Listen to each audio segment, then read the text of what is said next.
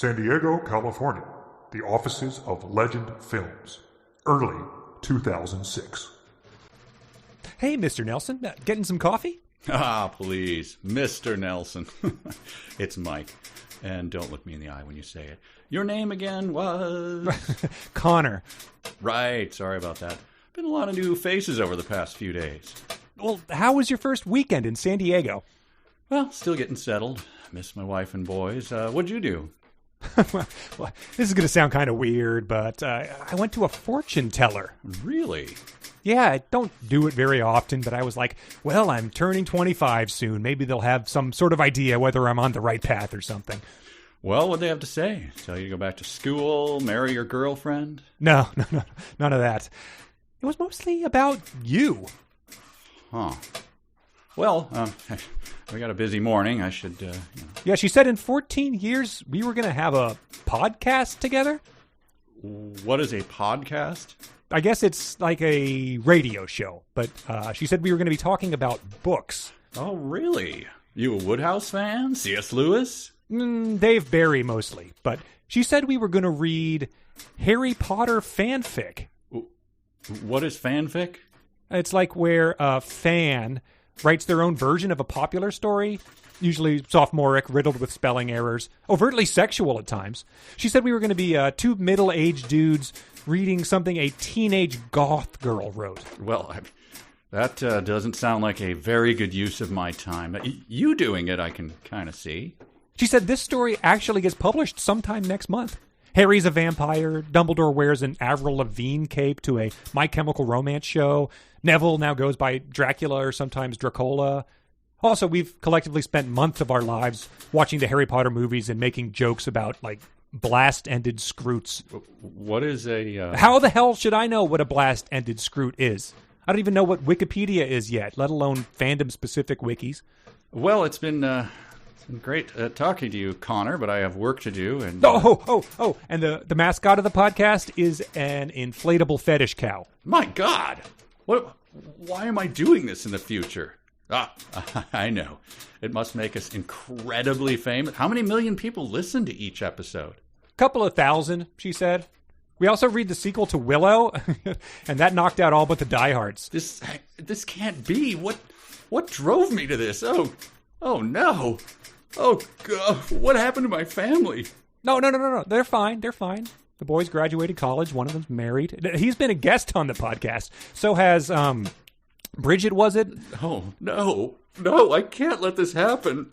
No, she said the wheels are in motion. Unstoppable forces beyond our control, etc. Oh, God, no. Yeah, I know, right? Kind of wish she told me that, like, I'd invent TikTok, whatever that is. Well, if there's nothing we can do... Want some coffee? I hate these Mr. Coffee makers, so I brought in my own setup. It creates a vacuum to get the best flavor. Wow. Yeah, sure. I'll take a cup. Wow. That is a hell of a rig. Mm-hmm.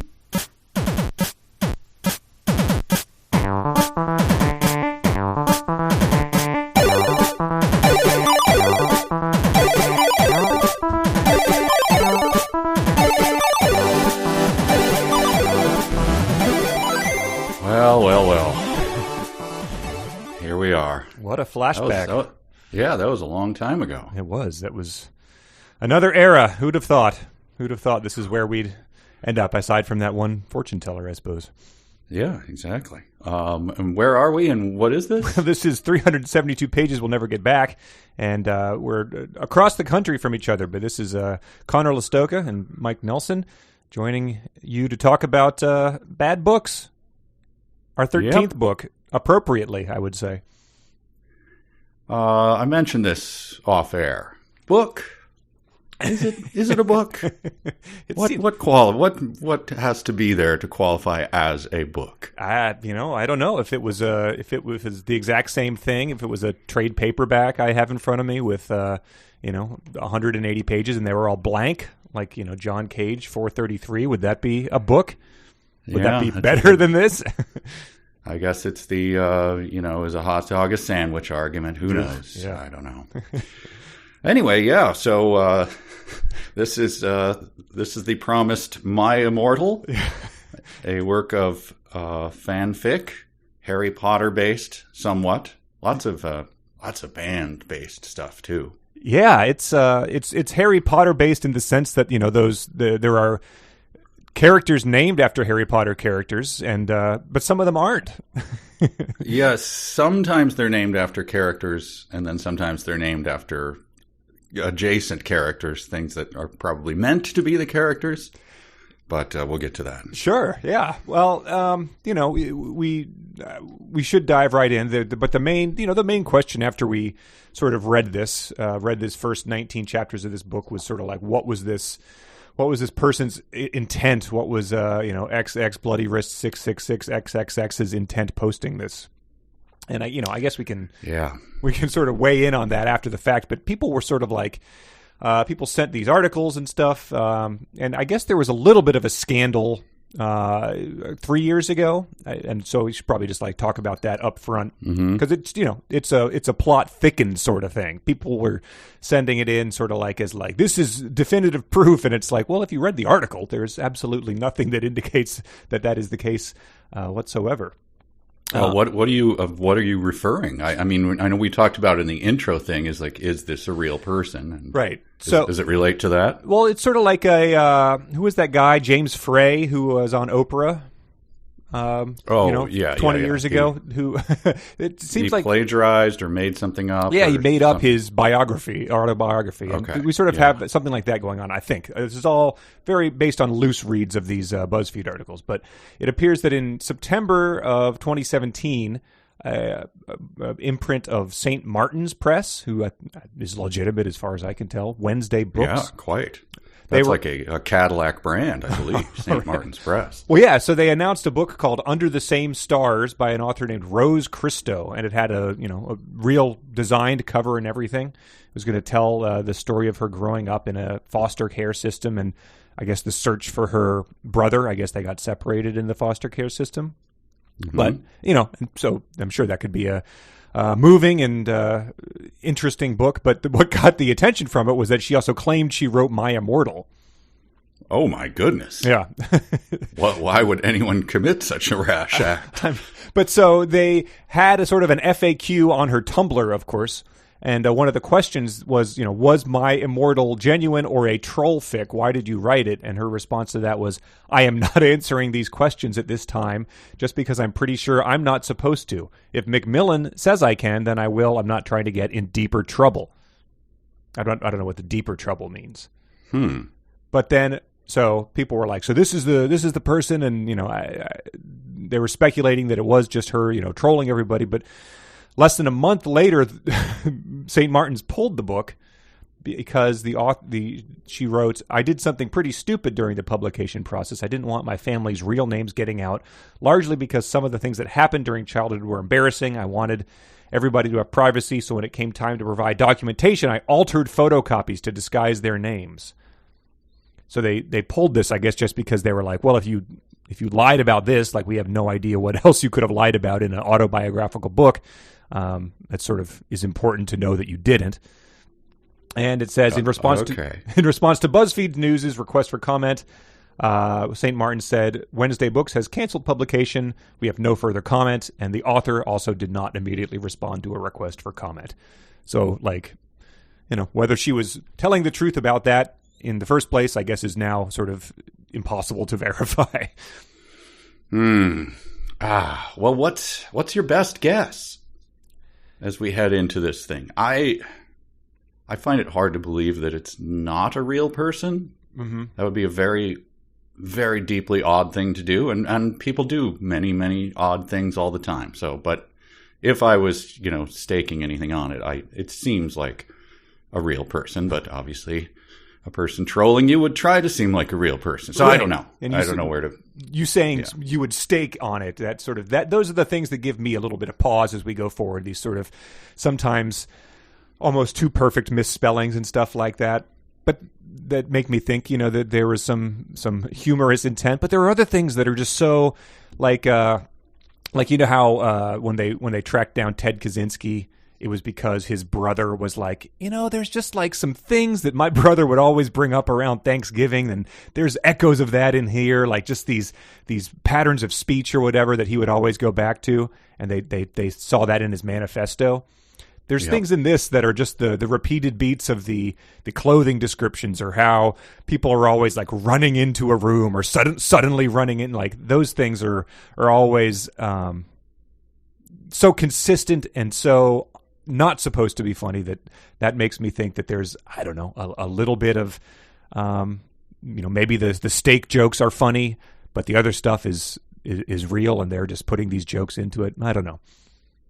Yeah, it's impossible to tell. Although I would say, given our experience with filmmakers who try to make a bad movie and try to add quote unquote funny things in, or try to make it look like a bad movie, I can't recall the title of it. It's from maybe 6 years ago, maybe a little longer. There was someone made a movie that circulated a lot, and we screened it, and I think I said within a couple minutes, like, oh, well, this is a troll. I think it was called After Last Season.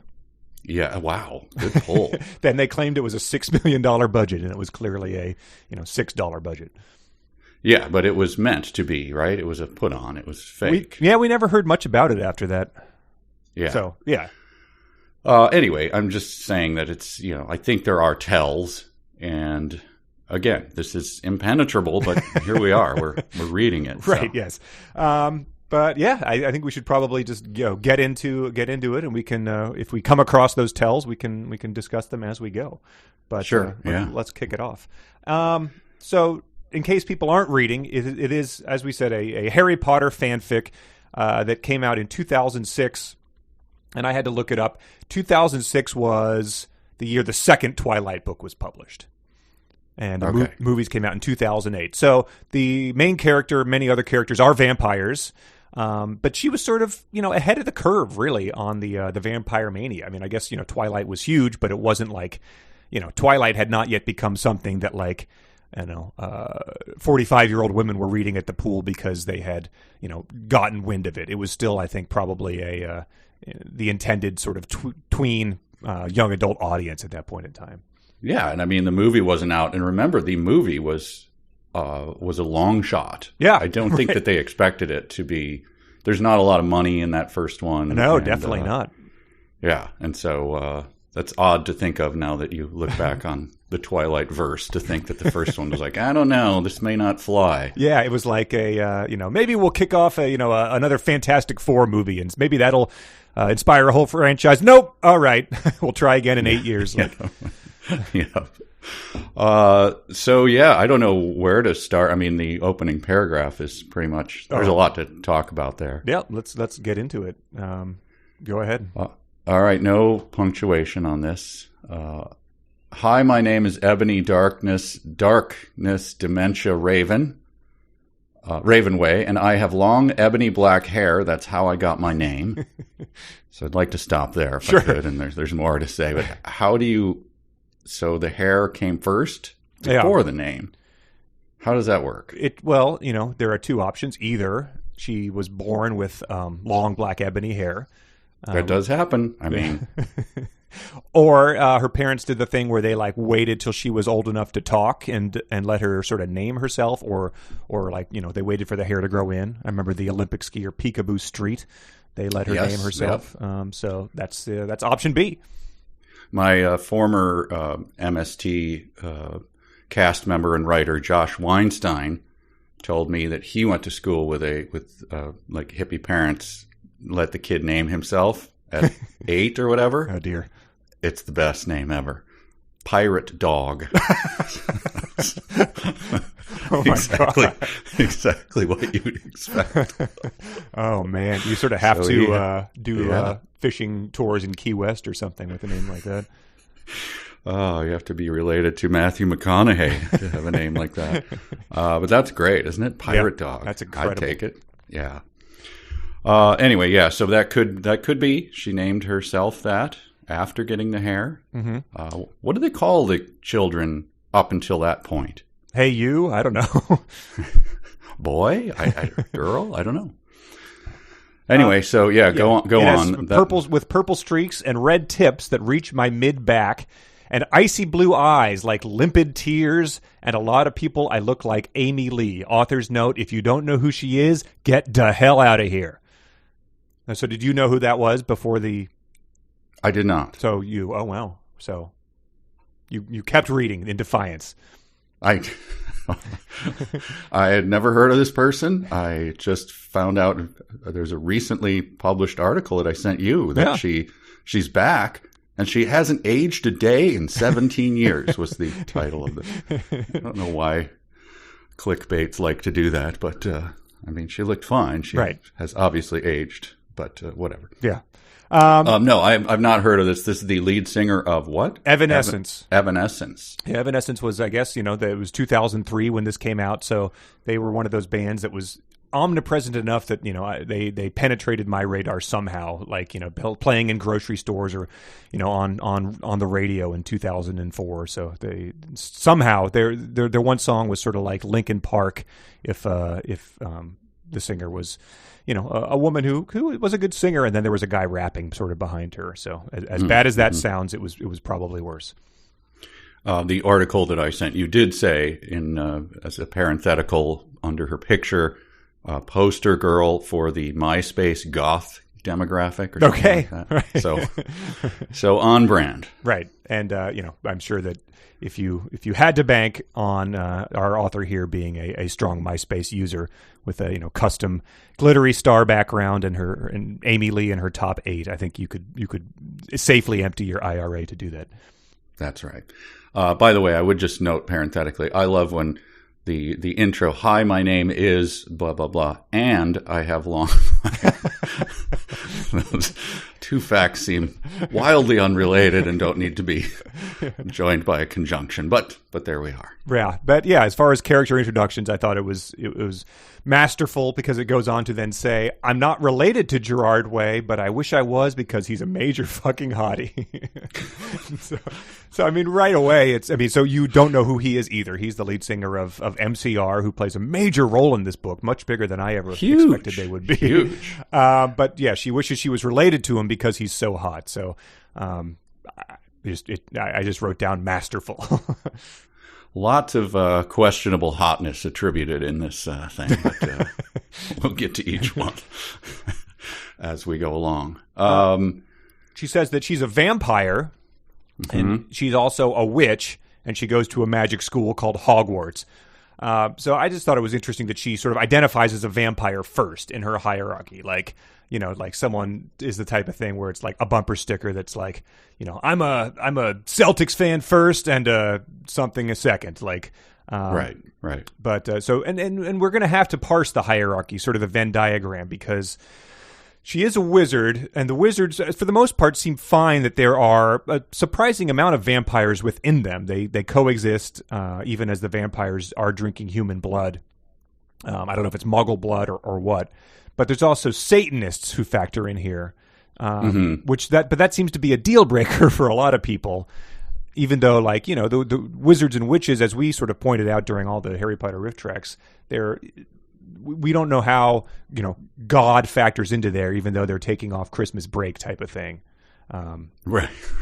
So it's a confused worldview. Yes, that's for sure. Anyway, that comes up. So I think that Satanists are in fact a subset of vampires. Not all vampires are Satanists. Not all wizards are Satanists, and but even though some of the wizards are vampires. Right. I never made that Venn diagram very clear in my own mind. So thank you for clearing that up. When you got to the mention of Hot Topic, I buy all my clothes from Hot Topic, or I love Hot Topic, and I buy all my clothes from there. Is that, I guess a person who uses MySpace and listens to Evanescence or whatever, I guess that makes sense, but it did seem to me like a little tip of all right, is this real? I don't know. So I'm just bringing that up. It seems a little on the nose. But. It was the fact that it only exists as a sort of, reference point that was probably already played out by the first time I heard it to make fun of people is, who knows? But then again, this was 2006. I don't think I heard about it till probably a year or two later as we addressed earlier, guy in his mid-20s at that point in time. It wasn't someplace. That's true. Yeah, we wouldn't. Right. We wouldn't have used that as a punchline in 2006 yet. So yeah. But it's as we meet her, it is simultaneously snowing and raining. So I'm not sure what is happening in this. It's a very alarming weather system that is almost continuously happening at Hogwarts in this. And she puts up her middle finger at some preps.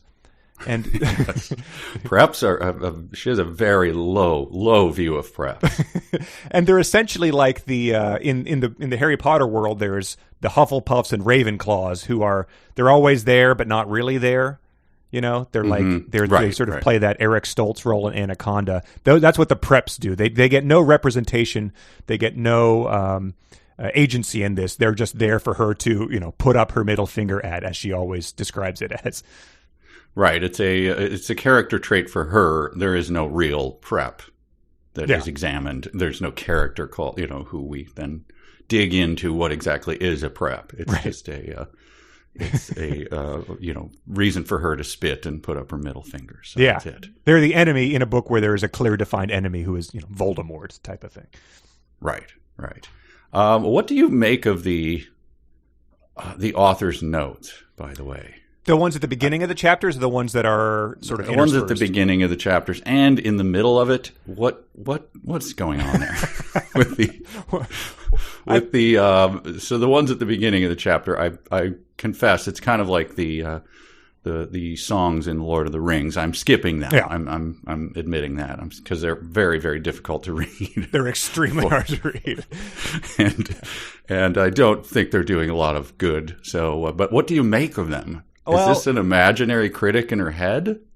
Well, see, I think this is probably a convention of fanfiction.net would be my guess. I bet that there are probably like a set aside place for author's notes at the beginning of this because, like you said, they're very hard to parse because of the internet slang and everything that's in there. But she's taking the opportunity to like call out her haters, to defend the people who have given her a good review, sort of like how the sex man on those videos would thank the one person who had liked his video, and he would tell all the other people to go to hell. But you might have to explain sex man. He was a guy with can't just drop that. It's pretty much the equivalent of this, really. There was a guy who had a YouTube channel named Pruane2 Forever that we somehow came across. He was a probably 12-year-old, and he had these foul-mouthed reviews. I went as him for Halloween one year. Life well lived. Saying that in retrospect sounds like a weird thing to do, but he was pretty much the guy equivalent of this author. Yes. He was into Linkin Park, 50 Cent, South Park, violent video games, and I guess that alone, the Pruane 2 gives credence to this. To it being a real person, absolutely. I mean, yeah, it does exist. We've seen you're right. Yeah. That's just the male version. Yeah, if Tim and Eric had been off screen, feeding him his lines, you would say, yep, that makes sense just as well. Who did he? He 50 Cent. Yeah, he had was on one of his right. It was some sort of major coup. He just. And literally, he had no views or anything. It was just our little obsession. I think he was getting, he was getting, 8 to 20,000 views maybe on this. Yeah, exclusively from people telling him to go kill himself. Yeah, exactly. Yes. But yeah, one day, so after, a year or two of doing this, I also bought Pruane2Forever.com. And would post the videos there. Again, a life well lived. But at some point in time, I saw the latest video he uploaded where it's 50 Cent talking, and then it pans over and he's next to him on a rooftop in New York. And I think I pretty much kicked the door to your office open to sound the klaxons that this had happened. But anyway, we have a lot to discuss. It speaks more to this being more believable than you'd think. But yeah, she has these author's notes. They're written. I thought it was a Liverpoolian type of accent. I don't know what it is, but them Gothics are nipping down for a spot of tea, because she says like, "Thanks for the likes, Raven," and "I'll be here to kick it with you," and like it's very sort of a weird British accent. I'd like to say that your Cockney accent, I'll put it right up there with Dick Van Dyke's as the chimney sweep in Mary Poppins. That's known for being accurate, right? That was like... Wow, I want more of that. No. That was not enough. But yeah, so I was ignoring them too. There's some nasty stuff in them, but there is a bit of backstory in them because she sort of shouts out her friend Raven a bit, but later on they do have a spat, and it does impact the story. Oh my goodness. Yeah. Oh, see, I'm not reading I'll point closely enough, clearly. All right. So chapter 1, she just meets Draco, yeah. Draco Okay. Comes over. There's a reveal. She says, "It's hey Ebony," shouted a voice. I looked up. It was, and then a 4-period ellipses. Draco Malfoy. And we get a lot of these ellipses reveal, and the 4-period one turns out to be absolutely garbage. That's like garbage. Yeah. Garbage. No, it needs to go over a full line and then onto the next line before it even matters at all. But he sort of says, "What's up?" She says nothing, and then she leaves. Yes. But that's the end of the chapter, and the chapters do get more exciting. More things happen. And chapter 2 opens with the Cockney author's note. Thanks to bloody 2666 for helping me with the chapter, by the way. Prep stop flaming the story, okay? that would be my interpretation. I think that's the... well, I mean, these... Yeah, all right. Yeah. Okay. Yes. Just the idea that like I should even be able to do a good accent like that, like I said I wanted more of it. Why do you? One of us has been played Macbeth, and it wasn't me in college. Yeah. All right. Literally, we're an actor on a TV show, so when I get anyway playing a Cockney guy. Yeah. Anyway, so. The chapter 2 starts with a bang. Yeah. This is like your, the red pencil that your teacher, when you submit your creative writing story. The next day I woke up in my bedroom. Like, pencil. No. We'll assume that. Yeah. Tell us otherwise. Yes. But no, lives in a coffin or sleeps in a coffin. Yeah. And drinks blood from a bottle. So that is pretty badass. Yeah. And is it so it's like a baby bottle or a water bottle? I mean, there's no clarification there. Yeah, I assume it's those insufferable, what do you call the metal bottles that everyone has? Oh, okay. Sure. Yeah. That they pull out and all of a sudden you start hearing the sucking sound, next to you. You're like, good Lord, man, we're in church. What are you doing? Yeah, I assume it's like that. Yeah. So so Hogwarts, they know she has this. Like, people are again cool with the vampires, but she also sleeps in a giant MCR shirt, which I wanted to see your reaction when you looked up My Chemical Romance. My backstory with them is that my brother made a playlist called Classics, which has a collaborative playlist that you can add all the classic rock songs to. It's a good playlist, and then Lauren made one called Modern Classics, which was sort of everything, post 2000 on. And I added a My Chemical Romance song to it called Welcome to the Black Parade that is sort of described as the emo Bohemian Rhapsody. Oh, okay. Is that mentioned in this book? That song is not, I don't think, but that's sort of what it is. If you go to YouTube, that's what people call it. And that is, I believe, the only song she has since removed from the playlist. It was very divisive. Oh dear! But you put it in there for real. Yeah, well, it's good. I mean, it's a guilty pleasure, but you would not care for it. Okay. I don't know. I surprised you with a Cockney accent. Sure. Maybe I'll surprise you with my love of My Chemical Romance. But yeah, the MCR shirt is sort of what she does is like how George R.R. would describe a feast, or even like the leather jerkins and stuff in his books. The outfit descriptions we get one almost every chapter, and they're all pretty much identical. They're like a Taco Bell menu of like, right. We know you're going to put cheese on here and iceberg lettuce. Like, it's not different this time. No, I was waiting for the. Then I got dressed. I put on a little Bo Peep dress with lots of frills, picked up a staff with a big hook on it for my sheep, and headed off. Yeah. No, they're always identical, and everyone dresses the same way. Yeah, they're black leather. They just rotate their clothing. Yeah, fishnets, pentagrams, and band T-shirts and accessories. Yeah. Like BAND, like MCR and Good Charlotte.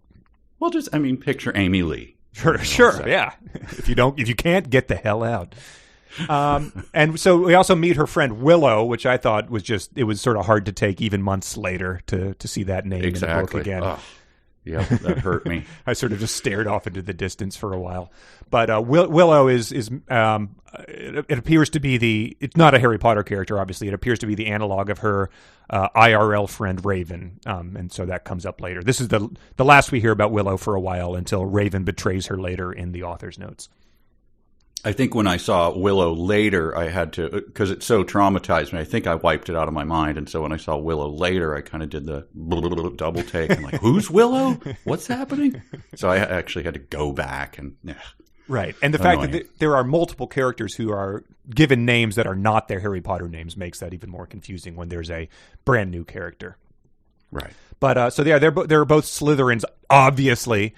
And but then so Draco walks on over to them in the common room and says hi, and she says hi. I replied flirtily, which is the as much as Stephen King says to strip every adverb out, this is a adverb lover's dream in this book. Well, you will not be surprised to learn that is my first Sonic challenge to you. Oh God! Hi, I want you to say it flirtily. I'll say hi to you non-flirtily. And you say hi to me flirtily. Okay? Yep. All right, here we go. Hi. Hi.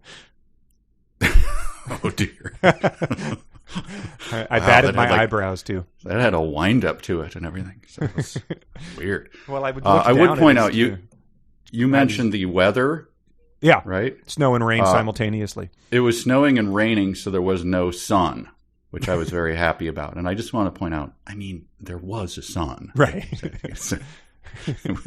Sun was not visible. I understand that, but I just want to point that out. This is not a world without a sun. Yeah, I bet she wishes it was, though. That's Oh, totally. OMFG. But yeah, speaking of sun, like that's, I guess they're playing by the Twilight vampire rules.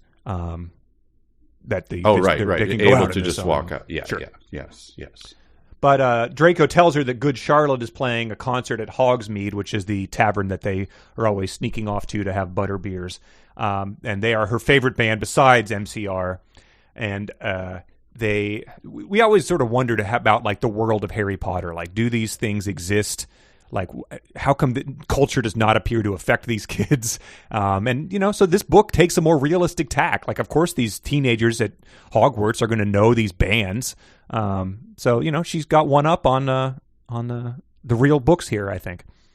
Yeah, and that's the thing we've always said. When you're doing a movie, you never show someone going to hey, we're going to a cool concert tonight. And then when you show the concert, there's no way it's cool. It's not possible. Yes. You can't just summon cool. So you never should show the things or mention the things that they like, because you're putting a sticker on them that just says you will be lame to most people. Right. And then if you go the other way, you have like was the first Spider-Man movie where there's a big Macy Gray concert that the guy hit around. So you then just date that for all time.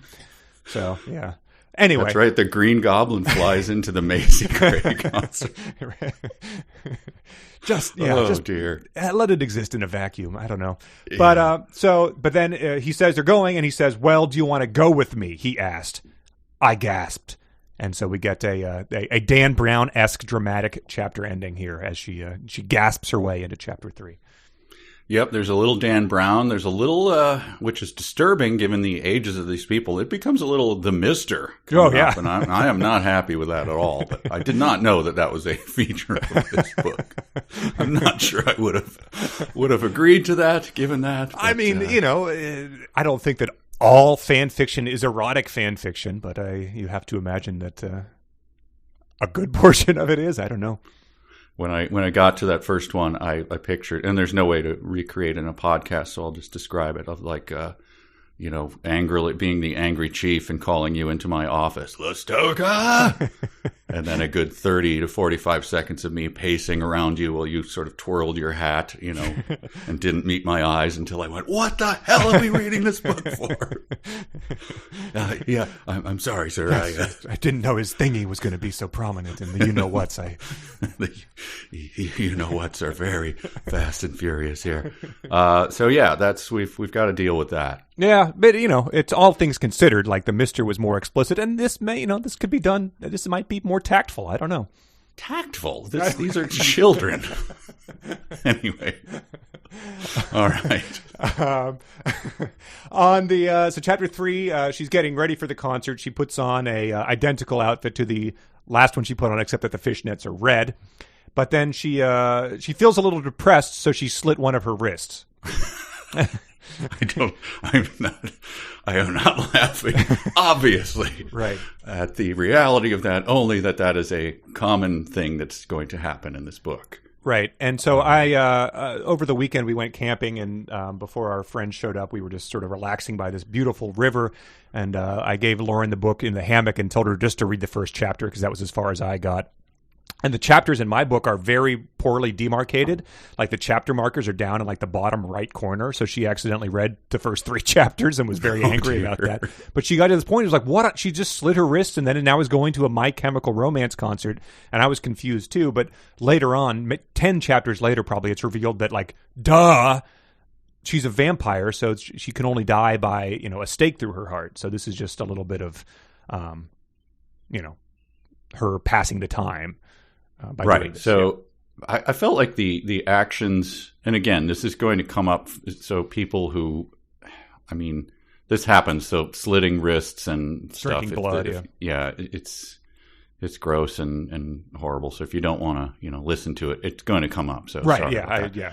Put a retroactive warning. Maybe we'll put that on the description. Yes. But, I felt like the two actions were in contrast to each other, of the slitting of the wrists and then drinking some human blood. Like you could have just skipped the one and then you would have had the blood. Right. So, already in you. Yeah. Yes. Yeah. And no word on the source of this blood either. No, I was alarmed by that. Yeah, I don't know if there's again, there's just bottles of it around. So. Yeah. There could be there seems to be a sizable vampire population. So if there's a vending machine, I don't know. Yeah. But she goes outside and Draco is there in his flying car, wearing his Simple Plan shirt, who's also playing at the show. So Draco is one of those guys who wears the band shirt to the concert, which I think I learned in middle school was do not do that. And I think that J.K. Rowling would probably not approve of that, of her character doing such a lame thing, right? I'm assuming. Right. And then he drives a Benz, and the license plate says 666, which is shockingly not the lamest license plate we've ever encountered on the podcast, due to Greg Hale's megabyte license plate from Digital Fortress. I was scanning my memory going, how many license plates have been mentioned? Wow. Well, the 666s, though, are used by pretty much everybody in every context. So that seems even lamer. You mean in terms of wizards and Satanists and vampires? Yeah, it just seems lame for... is Draco being set up as being just a real lame ass? He's not, right? Because she's in love with him. She is, but he also runs around into classes naked, so he sort of gets humiliated in that way. He's again wearing the band shirts. I don't know. He gets sort of cucked by vampire in various things. So yeah, I guess he is pretty lame. Yeah. I would just ask you too. Simple Plan, I did not look up. Mm-hmm. But I just made the connection now. That was directed by the director of Spider-Man, who put Macy Gray in the middle of this movie. So all right. Simple Plan is the movie. So the band did they name after the movie? Or? That would be very weird, sort of low, simmering, tension drama for them to name their emo band after. I looked them up too because there was a list of singers and there was one Pierre that I didn't recognize. And so anytime you see a reference to Pierre, obviously Gerard is MCR, Joel GC, Chester is Linkin Park. Pierre is Pierre Bouvier, the singer of Simple Plan, which sounds like a pretty Pierre hilarious... Bouvier? Well, there's obviously a pseudonym there. So, but yeah, so that's Simple Plan. I don't know much about them. Okay, I did not look them up. I confess. Yeah. All right. So, plot-wise, where are we? Well, they go to the concert. She's like, mooning over Joel Madden, even though he's going out with Hillary fucking Duff. I hate that little bitch. I said disgustedly, thinking of her ugly blonde face. And the Hillary Duff hate often just comes out of nowhere and is fleeting but vicious. And so it's author self-insert, I'm guessing. Ugly blonde face is an interesting description. But this is from a person who constantly writes. I think that black and ebony are always side by side, which started to annoy me, because they mean the same thing. But anyway, it's like a Crayola crayon, forest green, ebony black type of thing. Yes, but the Hillary Duff thing was probably my first LOL of this read. It was just, I didn't know she engendered such hate from people. But have you heard of this before, or is this the first time? Well, no, but I mean, you can, if Hillary Duff is sort of a classic prep, I guess, has that cheerleader vibe. So if you're a goth, and you hate the preps, I'm sure that's where the lines are drawn. I suppose so, if you're a goth. Absolutely right. All right, so now we get our first multiple ellipses. Yeah, this one's amazing. I counted it. Oh, good. I was hoping you did the work. You can read it, and I'll tell you how many there are. Okay, we got GC concert tease. Draco and I crawled back into the Mercedes-Benz, but Draco didn't go back into Hogwarts. Instead, he drove the car into... 27 periods. The Forbidden Forest. End of chapter, yeah. End of chapter. Is that directly from? I'm afraid I don't remember if that's I think so. from. I think that's where the Whomping Willow is. Like, okay. That's where the centaurs live, and like they mess people up if they go in there. Okay. So yeah. So they drive their flying Mercedes-Benz into the Forbidden Forest. And then we get to chapter 4, which has some great stuff, but it also has the first scene you mentioned earlier. So Draco leaned in extra close, and I looked into his gothic red eyes. He was wearing color contacts, which revealed so much depressing sorrow and evilness. And then suddenly I didn't feel mad anymore. Again, either at some point it ceases to matter if they meant it to be funny or not, because it's funny no matter what.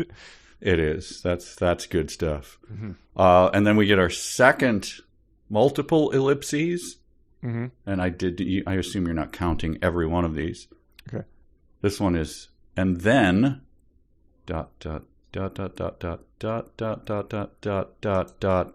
suddenly.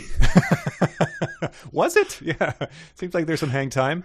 Lots of things happen suddenly, though. We'll do a Control F on suddenly for the next one. A lot of suddenlies. And then the sex. Yeah, I mean, skip it, man. Okay. Gross. I mean, it's kids. Sure. All right. But then so they get busy. But then we get the biggest one so far, ellipses. We started to kiss everywhere, and my pale body became all warm. And then, all caps, "What the hell are you doing, motherfuckers?" It was 61 periods, Dumbledore. So they sort of have that like calm Mander vibe. Yeah.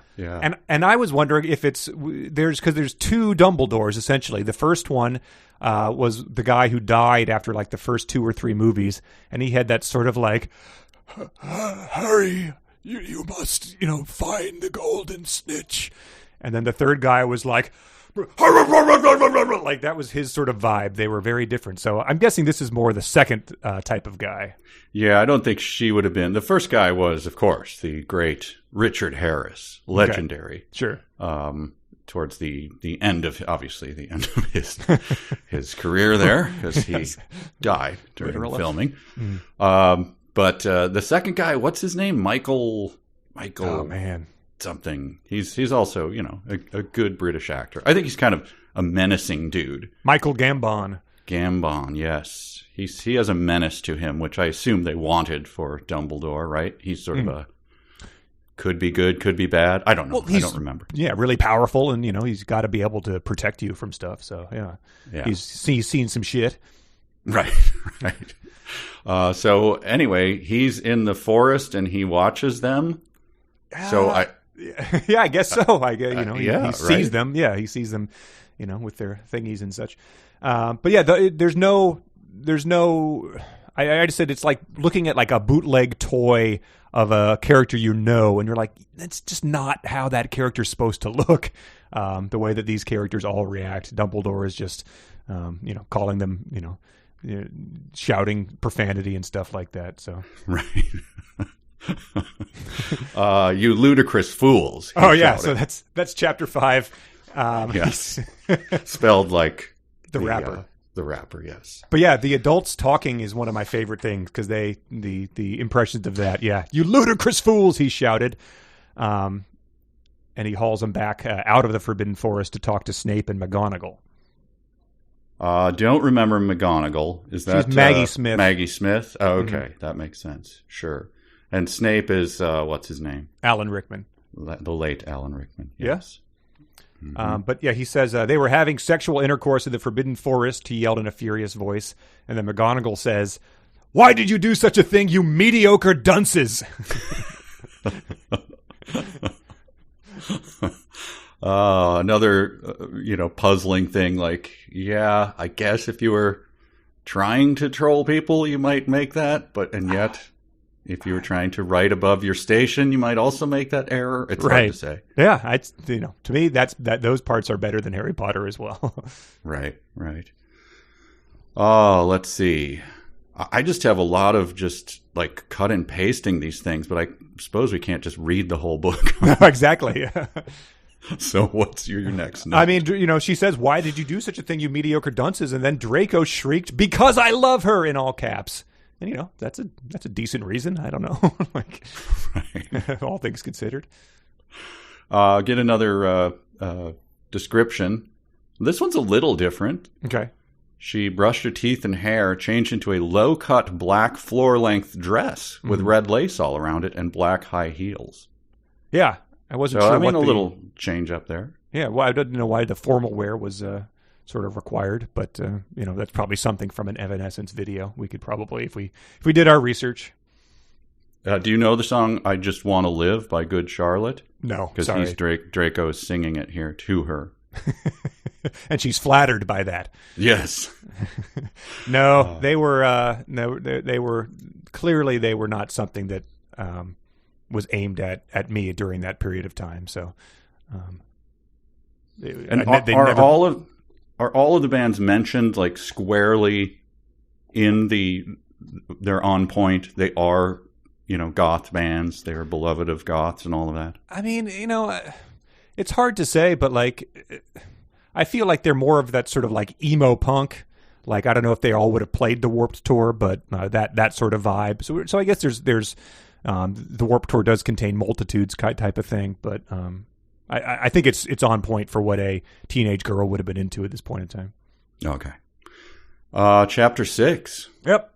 She wakes up in her coffin again, which I was just like, I guess she just has to continually remind us that she is a vampire because it doesn't seem to affect day-to-day life too much at all.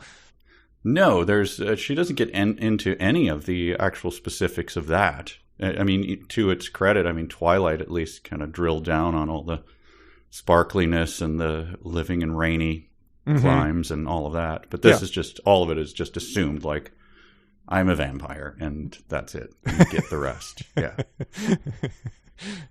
But she goes down to the Great Hall where she ate some Count Chocula cereal with blood instead of milk and a glass of red blood. And I issued my first settle down to that statement. I might be tipping it a bit too much type of thing. Right. And she spilled the blood all over her top. Yeah. Because Harry approaches her. Is that why that happened? That's right. He bumps into her and spills all of her blood. Yeah. But I think we got to read the first Harry description because it's important. He was the pale white face of a Gothic boy with spiky black hair with red streaks in it. He was wearing so much eyeliner that eye was going down his face, and he was wearing black lipstick. He didn't have glasses anymore, which is... There's no sense that it is Harry at this point. You just say he didn't have glasses anymore, and it's the first we've met this character. Mm-hmm. And now he was wearing red contact lenses just like Draco's, and there was no scar on his forehead anymore. He had manly stubble on his chin. He had a sexy English accent. Ooh, I bet that sounds like mine. He looked exactly like Joel Madden. That could have been just said in the beginning to get rid of all this. And he was so sexy, my body went all hot when I saw him, kind of like him erection, only I'm a girl, so I didn't get one, you sicko. Which, again, you got to admire it. My name's Harry Potter, although most people call me Vampire these days, he grumbled. And her Hall of Fame follow-up to that statement, why, I exclaimed. I will just point out that in my own mind, I did not feel like looking up Joel Madden. Okay. So I just substituted John Madden. And, that's what I went with to amuse myself. So that would be if she had a typo that said that would be just a absolute Hall of Fame sentence. It's very hard to picture John Madden doing a sexy English accent, but if you'd like to attempt it, the next Andy Rooney-off. Yes. Joel Madden is the singer of Good Charlotte, so he. Oh, okay. He looks like what you would expect based on the male version of the Amy Lee. Okay, so lots of eyeliner, chopped hair, mm-hmm. Sort of spiky. All right. And then he says, I love the taste of human blood. He giggled. And she said, she confesses that she is a vampire. Really? He whimpered. Yeah, I roared. Yeah, I didn't know what was going on there. Whimpering and roaring? She's just spinning the wheel of verbs. Oh, that seems more, maybe Dumbledore, the second Dumbledore, could maybe roar a yeah, but otherwise I find it hard. That's a sonic challenge for you. Yeah! That's John Madden, yeah. Like, football, all right, yeah. Al Pacino could roar a yeah. Yeah! But, all right, so that's chapter 6. Mm-hmm. And chapter 7 is subtitled Bring Me to Life, which is an Evanescence lyric. These are few and far between and seem to have no real actual bearing on the chapter contents. But I just thought we should point that out for the sake of completism. I did not recognize that "Bring Me to Life" was. I should have guessed, of course, but I didn't know that. This is a chapter that I'm just going to leave it where it is. It's pretty. You can comment on it. All right. I'm leaving it alone. Well, so yeah, Vampire is depressed with dark misery in his depressed eyes, and he's jealous of him that he was going out with Draco. And I wasn't sure what they meant by that, but then in retrospect, it's because everyone in this book is bi, and so everyone is jealous of everyone dating everybody else. And they go into her room, and they get busy again in her coffin. But then she sees the tattoo on Draco's arm that has bloody Gothic writing with the words "vampire," and she's so angry. And it was very confusing because vampire refers to her, but also to another character. But that character isn't actually named Vampire. He's only named this in the book. So it just it sort of made me sit down and think I don't think that this Harry Potter fanfic My Immortal is very well written. But I didn't even understand this at all because vampire is Harry Potter, right? Yes. Yeah. She's a vampire, but he's named Vampire. Right, because he's a vampire.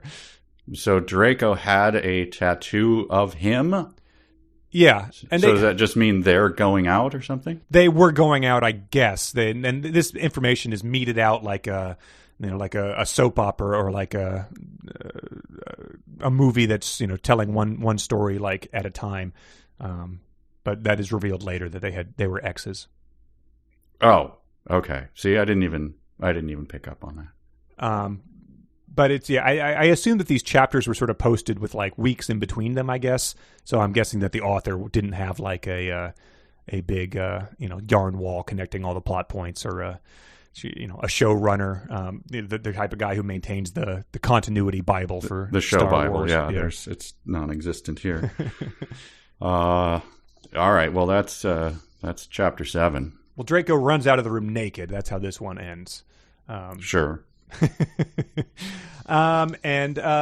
Chapter 8, she goes to class, and then Draco came into the room even though he was naked and started begging me to take him back.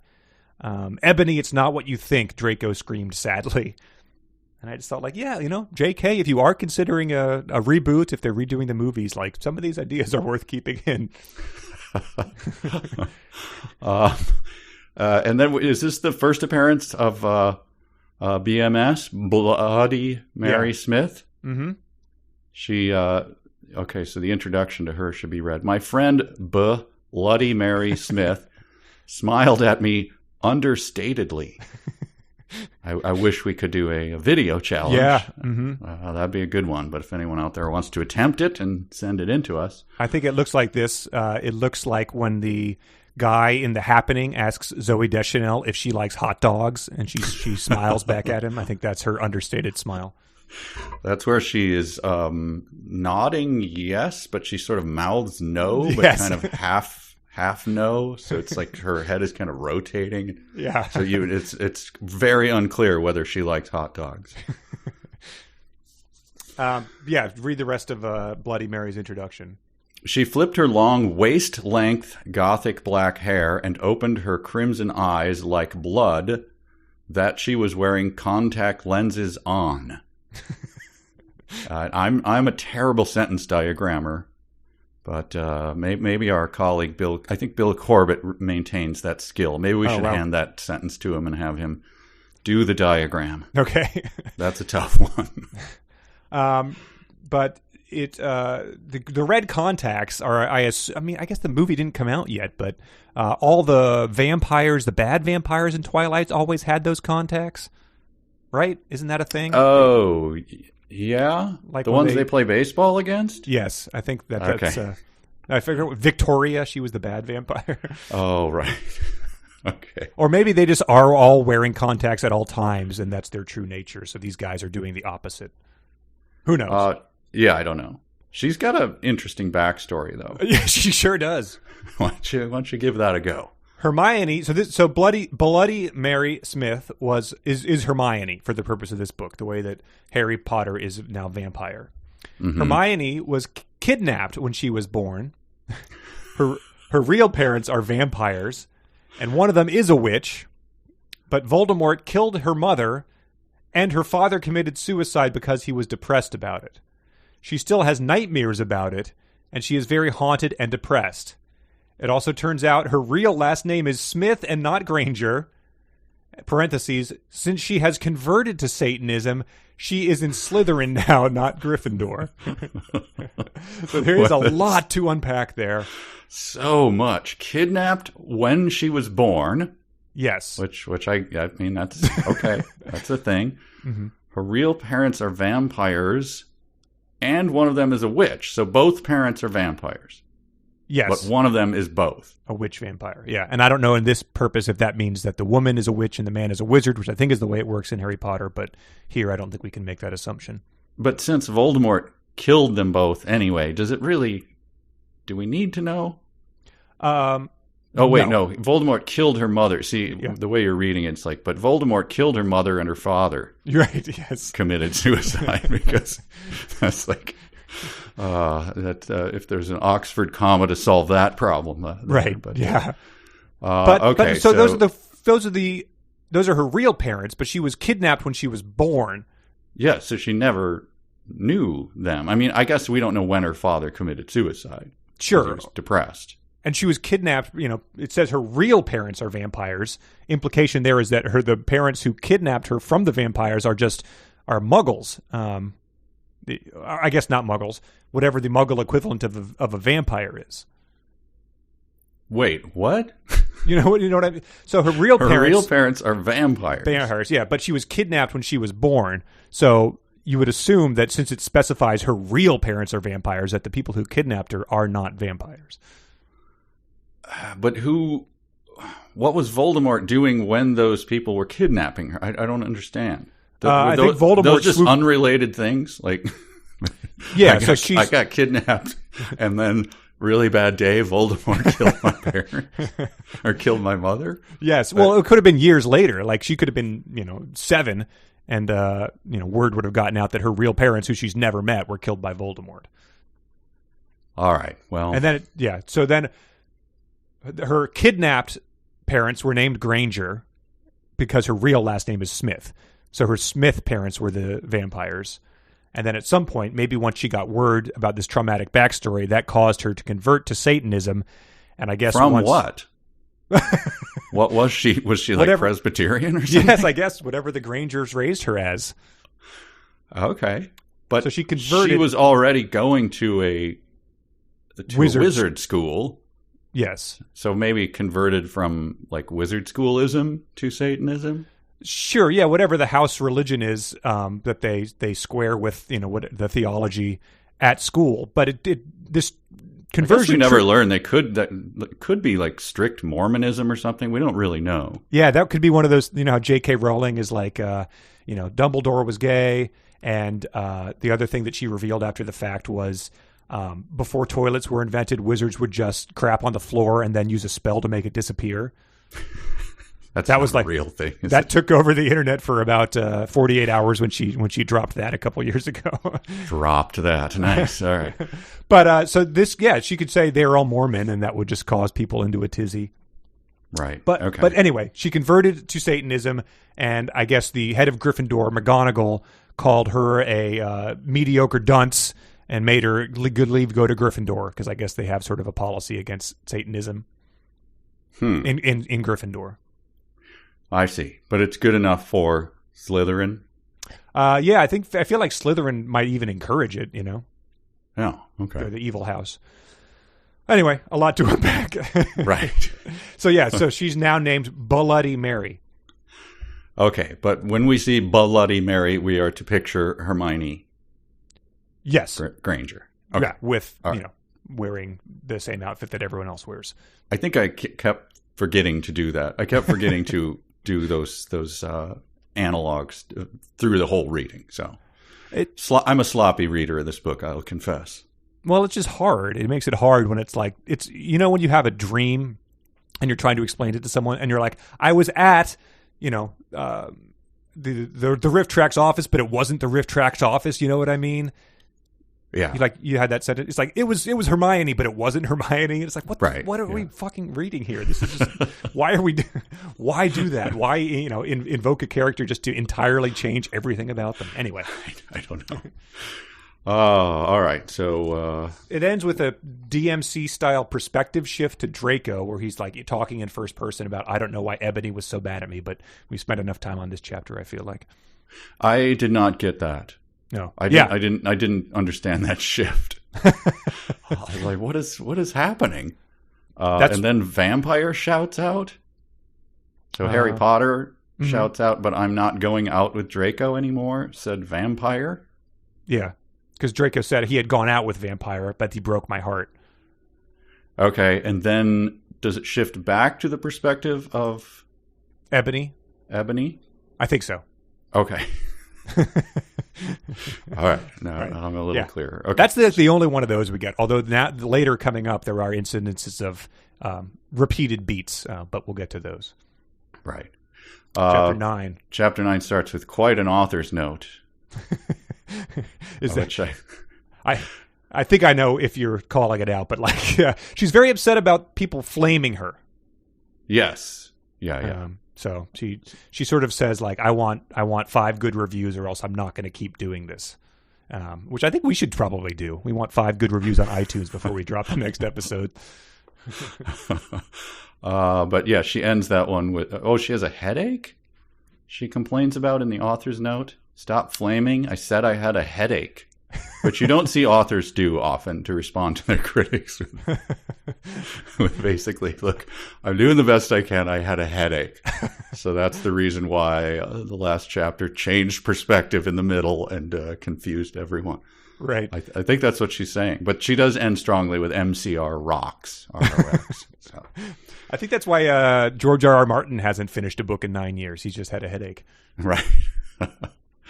I was at a party once, and a guy who was reading one of my books, and he like pointedly got it out and was reading like, this part is really funny, and then you wrote this paragraph. Why did you do that? And it was in front of people, and I just I was kind of laughing, but said, that's the oddest thing in the world. Like, I wrote it because it was Tuesday and I needed to write the next. Like, what do you want me to say? Wow. You like this part, but you don't like this part? So you want me to explain why I wrote it? Anyway, I should have responded, I had a headache. Yes, exactly. Stop flamming me. Yes. MCR rocks. I'm out of here. Right. Gonna take some shrimp and go. If you had ever done that, that would still be a story he would be telling as a thing of legend. So right. But yeah, she I guess goes back to the Forbidden Forest. Yeah. She goes back to the Forbidden Forest. She's so mad and sad. She couldn't believe Draco for cheating on me. I began to cry against the tree where I did it with Draco. But then Voldemort shows up. Oh, he shows up all of a suddenly. An horrible man. So maybe she is British. Huh. Then Yeah. all of a suddenly, an horrible man with red eyes and no nose and everything started flying toward me on a broomstick. He didn't have a nose. Is what Right. follows that up. But they explain that as being like because he looked like he did in the movie. Basically like Voldemort in the movie. But then it's a reveal. And he was wearing all black, but it was obvious he wasn't Gothic. It was, and then there's a disappointing 6 ellipses. Voldemort. Yeah. Yeah. But yeah, garbage. the reveals about that sort of thing are like, we know, you told us. Yes, He has no... It's Voldemort, and he looks like Voldemort in the movie. He was wearing all black. It was Voldemort. So again, impossible to tell whether that's for humor or not. Yeah, and I guess if you spend a lot of time in the fanfic community, you might see things like this and sort of recognize tropes like that. But for our first exposure to it, I just tip my hat. But so he tries to cast a spell at her, but she responds by shouting Crookshanks at him, which causes him to fall off his broom and start to scream. But Crookshanks is the name of Hermione's cat, so I guess it's also a spell in this. She felt bad for doing that, even though she's a sadist, but then she stopped. So that as a throwaway is something to unpack as well. I felt bad for him, even though I'm a sadist. So I stopped. There's a scene in Field of Dreams where he goes to try to recruit James Earl Jones, and he bursts in, and James Earl Jones is about to like wallop him with a bat, and Kevin Costner's like lying down, and he's like, "You're a pacifist," and that causes James Earl Jones to, I guess, rethink his decision to beat him with a crowbar or something. So Wow. I think that's sort of that's what happens here. Right. She feels bad for him, but then Voldemort's like, "You're a sadist." She's like, "All right." Right. You got me.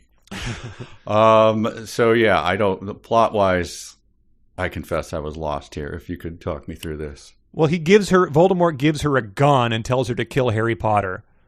And we always sort of wondered, like, what one guy with a gun could do to these dumb wizard battles, just coming in and shooting people. And she says, if you don't kill Harry Potter, which I guess Voldemort isn't hip to the fact that Harry Potter is now being called vampire. If thou does not, Voldemort also speaks like a knight, I guess. If thou does not, then I shall kill thy beloved Draco. And she says, "How did you know?" I asked in a surprised way. Voldemort got a "dude, you're so retarded" look on his face. I hath telekinesis, he answered cruelly. If you doth not kill vampire, so he is hip to that. Oh, okay. All right. Then thou know what will happen to Draco. Then he flew away angrily on his broomstick. Again, wish we could recreate that. flying away angrily on a broomstick. He probably, just revs it a lot like an idiot does with their Harley to sort of let you know that they're, cool and have a loud Harley. But yeah, Right. she does know because 2 sentences earlier he said, "I will kill thy beloved Draco." Right. One of my favorite descriptions of how a line is said: "I'm sorry I got all mad at you, but I thought you cheated on me. Period. I expelled." So I think it's supposed to be connected. I think it's a Jim Tice, there must be another word for saying something. Yeah, the wheel of verbs. For putting something out, and so I expelled becomes the... Did Tice ever use the always disturbing "I ejaculated"? No, I think only Sir Arthur Conan Doyle has ever used that. Oh, really? Outside of the Mister, I guess. Holmes is doing that? He's constantly doing that. I will, God. if I'm reading that, I will read that out loud to Bridget, and she'll say, "Stop that." Yes. It's also like a term for like a really quick prayer, right? Yes. Yeah, Yes. "My dear Holmes," I ejaculated. Jesus. Yep, that's a hard to read. Yeah. But also, anything we're reading here is her words, not ours, and obviously Voldemort's look on his face, like that's some chick writing fan fiction in 2006, not Right. Yes. Absolutely. We got chapter 10, but this is pretty much the halfway mark in our reading, so we can do. Well, as we stated in the intro to this is philosophically challenging, isn't it? Yeah, it really is. It's fanfic or real fanfic. Right. I don't even know how I'm going to. I predict total collapse on this for me.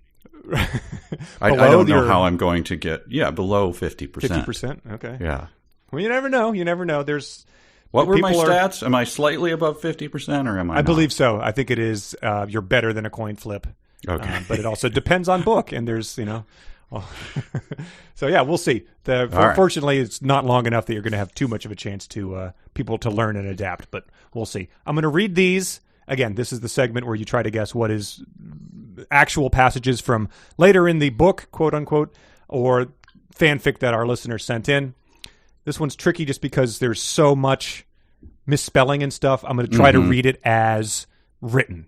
And if that's hard to understand, I apologize. I think, I'll be able to transliterate whatever that's, yeah.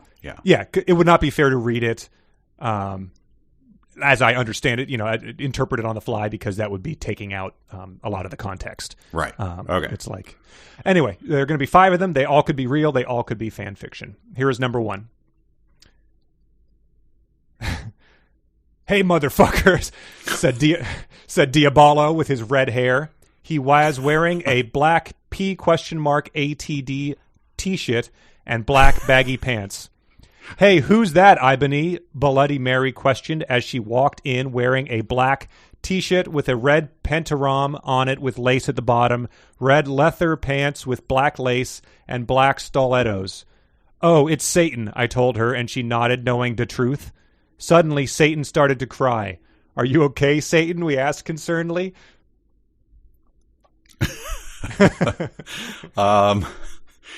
What was the very first part of that? "Hey, motherfucker," said Diabolo with his red hair. He was wearing a black Panic at the Disco. Said with his red hair. Okay. I think that's a bridge too far, even for our dear MySpace user / author. Okay. And I'm going to say fanfic. Okay. Here is number 2.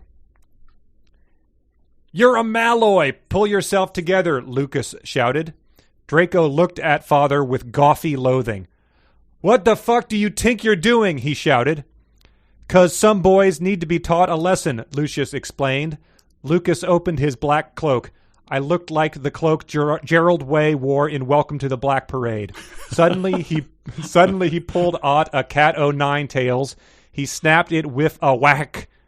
Streaks of blood ran from Draco's chest. "OMG, what are you doing, fucker?" Draco shouted angrily.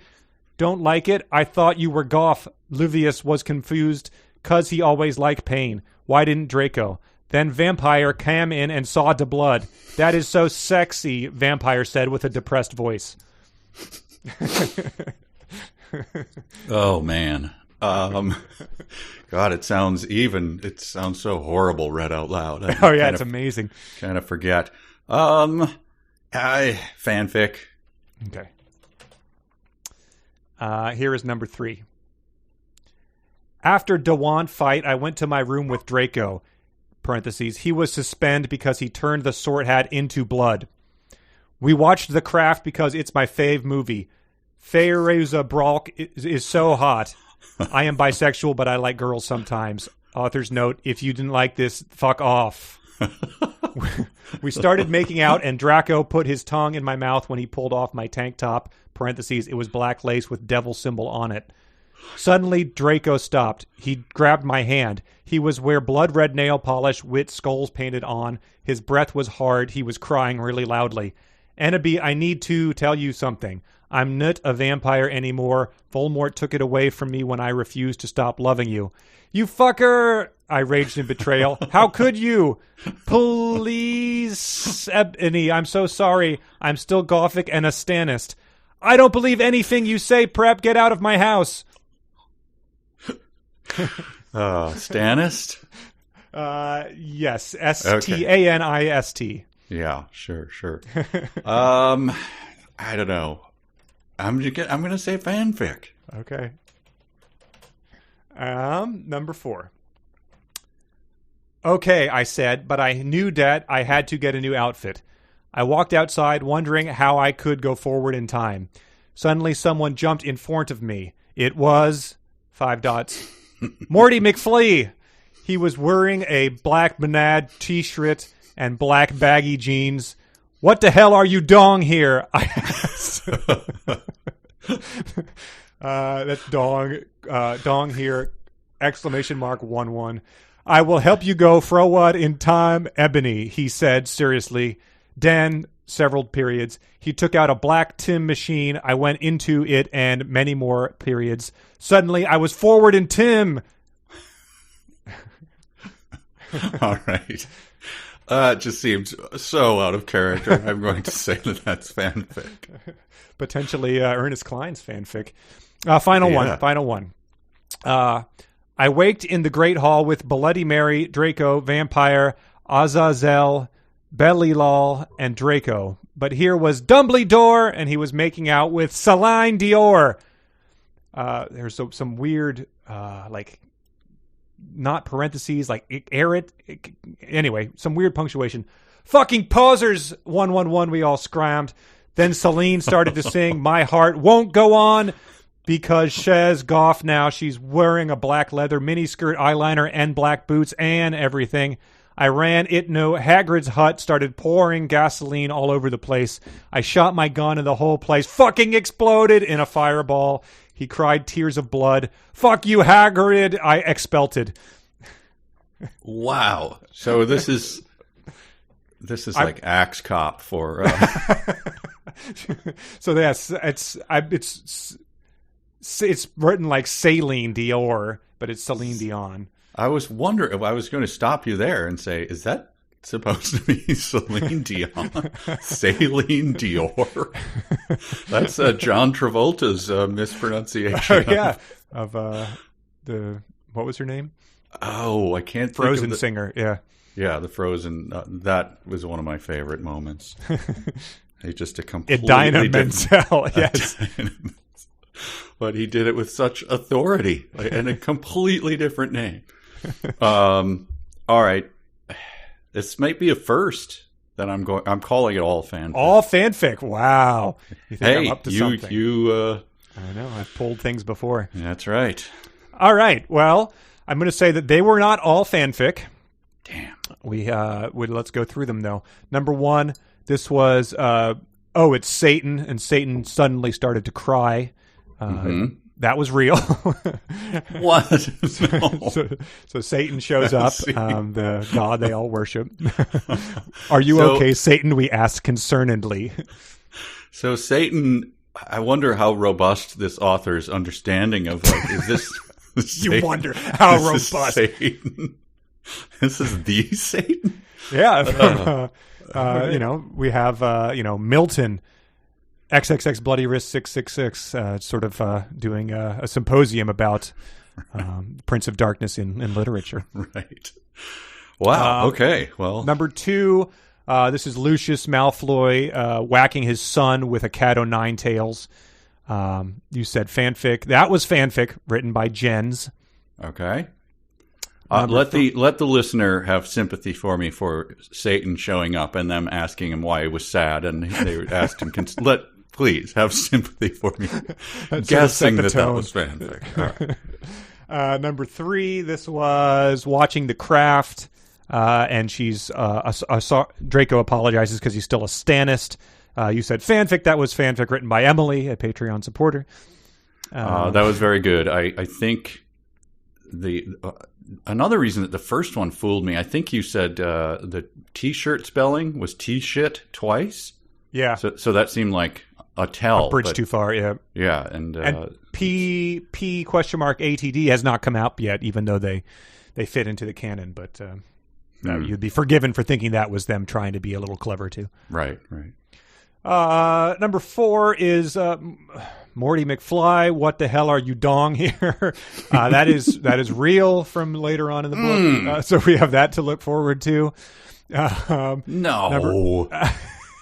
I don't know. I don't know where this is going. I assume the plot resolves all threads neatly and tidily, and maybe time travel's the only way to make that happen. Don't forget forward in Tim twice. Is that correct? Yeah. Oh, well, there was one in Time, and there was one in Tim. Oh no, a Tim Machine, and they go forward in Tim. Okay. But they did in the third book, A Prisoner of Azkaban. Hermione has the time turning watch, so it's it's canon. Yeah, exactly. All right. And then number 5, in the Celine Dion, you said fanfic. That is fanfic. There is that was by I think Lan Lan wrote that one about Celine Dior. Well, I mean, I guess this is a person who read forward and saw Marty McFly show up and thought they could. Right. So that is, I mean, in retrospect, okay, that's sure. within the rules. Right. Exactly. Wow. Like we said, canon. Well, I keep my slightly above 50%. Yes, there we go. This is good. That's like a baseball player going 2 for 5, and it raises his average because that's 400. Right. All right. Not bad. Let's move on. Yeah. Thank you, everybody. Thank you to everyone who sent those in. There was a lot more that we just don't have time for, but I don't know. I've been posting them in Discord or something. So well done. Chapter 10. Yes, chapter 10. What is my first note? Oh, people say that we sound... Oh, she's in a band. Yeah. Bloody Gothic Rose 666. Yes. People say that we sound like a cross between GC, Slipknot, and MCR.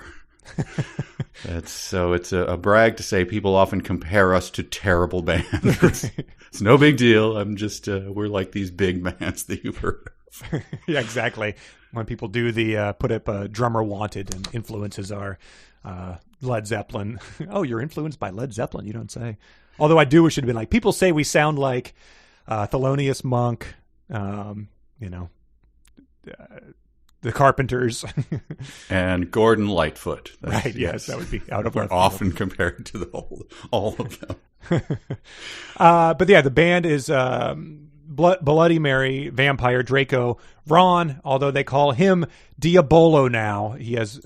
And the defining characteristic of Ron is his red hair, like all Weasleys. He has black hair now with blue streaks in it. And Hargrid. So all 3 main characters have been renamed, and Hargrid is part of the band, and it's very unclear if he is a student or a member of the faculty in this. Yeah, this is a little like, speaking of Macbeth, in Shakespeare, I was once in a pretty famous production of Richard III. Sorry. Mm-hmm. And that story starts in the middle, basically, of what's going on. It's already, it's a continuation. But everybody's named like 4 things, and anyone seeing it would automatically know, oh, I know he's referring now to that name. And anyone seeing it at the time, you mean? Yeah, anyone seeing it at the time. But when you're watching it, it's like, my God, stop having more than one name. I can barely understand it. That's where I am at this point. Right. I'm comparing it to Shakespeare. Quite Yeah, pointedly we compared it comparing to Shakespeare. Dickens in the intro because it was serial, and Yes. Richard III here. Yes. This is where we get the explanation that Draco was probably slitting his wrists, but he wouldn't die because he was a vampire too. I think that's the first we're hearing of that. And the only way you can kill a vampire is with a CROSS. There's no way I'm writing that out. So, but a cross or a stake, I think, is what it's later revealed. I highly recommend you just erase the author's note, by the way, for this. This is a dark author's note at the beginning of this chapter. Do you have it there in front of you? I don't read it, but I'm pretty sure I know which one you're talking about. My gosh, this is a person with a lot of hate in her heart. Are we saying her? I mean, it's I made that assumption earlier, and that was probably presumptuous of me. But going forward, I think so. I mean, it has to be. If the lead character is the Mary Sue, as we all say, I think it was well assumed by the readers as well as us that it was a young woman writing this. Okay. Another question: The Corpse Bride. I'm not sure I'm familiar with that movie. So it's not depressing, certainly, but Sure. it is. It's a. It looks very similar to Nightmare Before Christmas, and has a. They sort of like the world of the dead, like Coco, Pixar. They go into that world. Claymation. Is it by what's his name? Tim. I don't know if it was Tim Burton or if it was the guy. Tim Burton just sort of slapped his name on Nightmare Before Christmas. It was all another guy's work. And I didn't know that. Oh yeah, it's like it's ridiculous, but. Tim Burton, I don't think he even directed it. That's the first I'm hearing of this, so I'm glad that we settled that. So this might be that guy's movie, or this could be just another Tim Burton doing the same thing. But it's sort of a lighthearted, but I think it has that same sort of imagery, the way that goths like Night Before Christmas, just because people are dead in it, even though it's for the most part is a pretty dippy musical. Right. But I think this is the first time we get the steak thing happening. Which you said might be humor, but I don't know. Yeah. There's, what does this say? Okay, so you read up until the parentheses. This is the first double parentheses. Oh, wow. Oh, yeah. Where so it's, what do you call the first? Is that an open parenthesis? First one? Yeah. And his then first one is, why he wouldn't die. Close, right? There's two closes. So she says that it's with a CROSS. There's no way I'm writing that, close parentheses, or a stake, close parentheses. Yes. And Vampire was probably watching a depressing movie like The Corpse Bride. Now, what do you follow up that sentence with? This one. I put on a black leather shirt, that showed off my boobs and tiny matching mini skirt that said simple plan on the butt. Now, I know what you're thinking, but the author is cutting you off with the past, my friend. You might think that I'm a slut, but I'm really not. So I was thinking this reminded me a lot of Richard III. So that's I was still stuck in that space. Now is the winter of our discontent. That is a dizzying array of words and sentences, and I don't quite know what to make of that. Yeah, that's a good pull quote for this description. Yeah. Wow. But yeah, I don't know. It's just sort of throwing things at you that are hallmarks of this gothic subculture, and probably just describing people that she knows or admires. Yeah, and I suppose if you're steeped in this world, then these are enough to, you're going to read through the garbage and go, yeah, no, I know what she's saying. I get it. Totally. I mean, it has been, 4,000 words, and she has had, sex in the Forbidden Forest twice. So, I don't know. Yeah. I'd give anything to hear the band, though.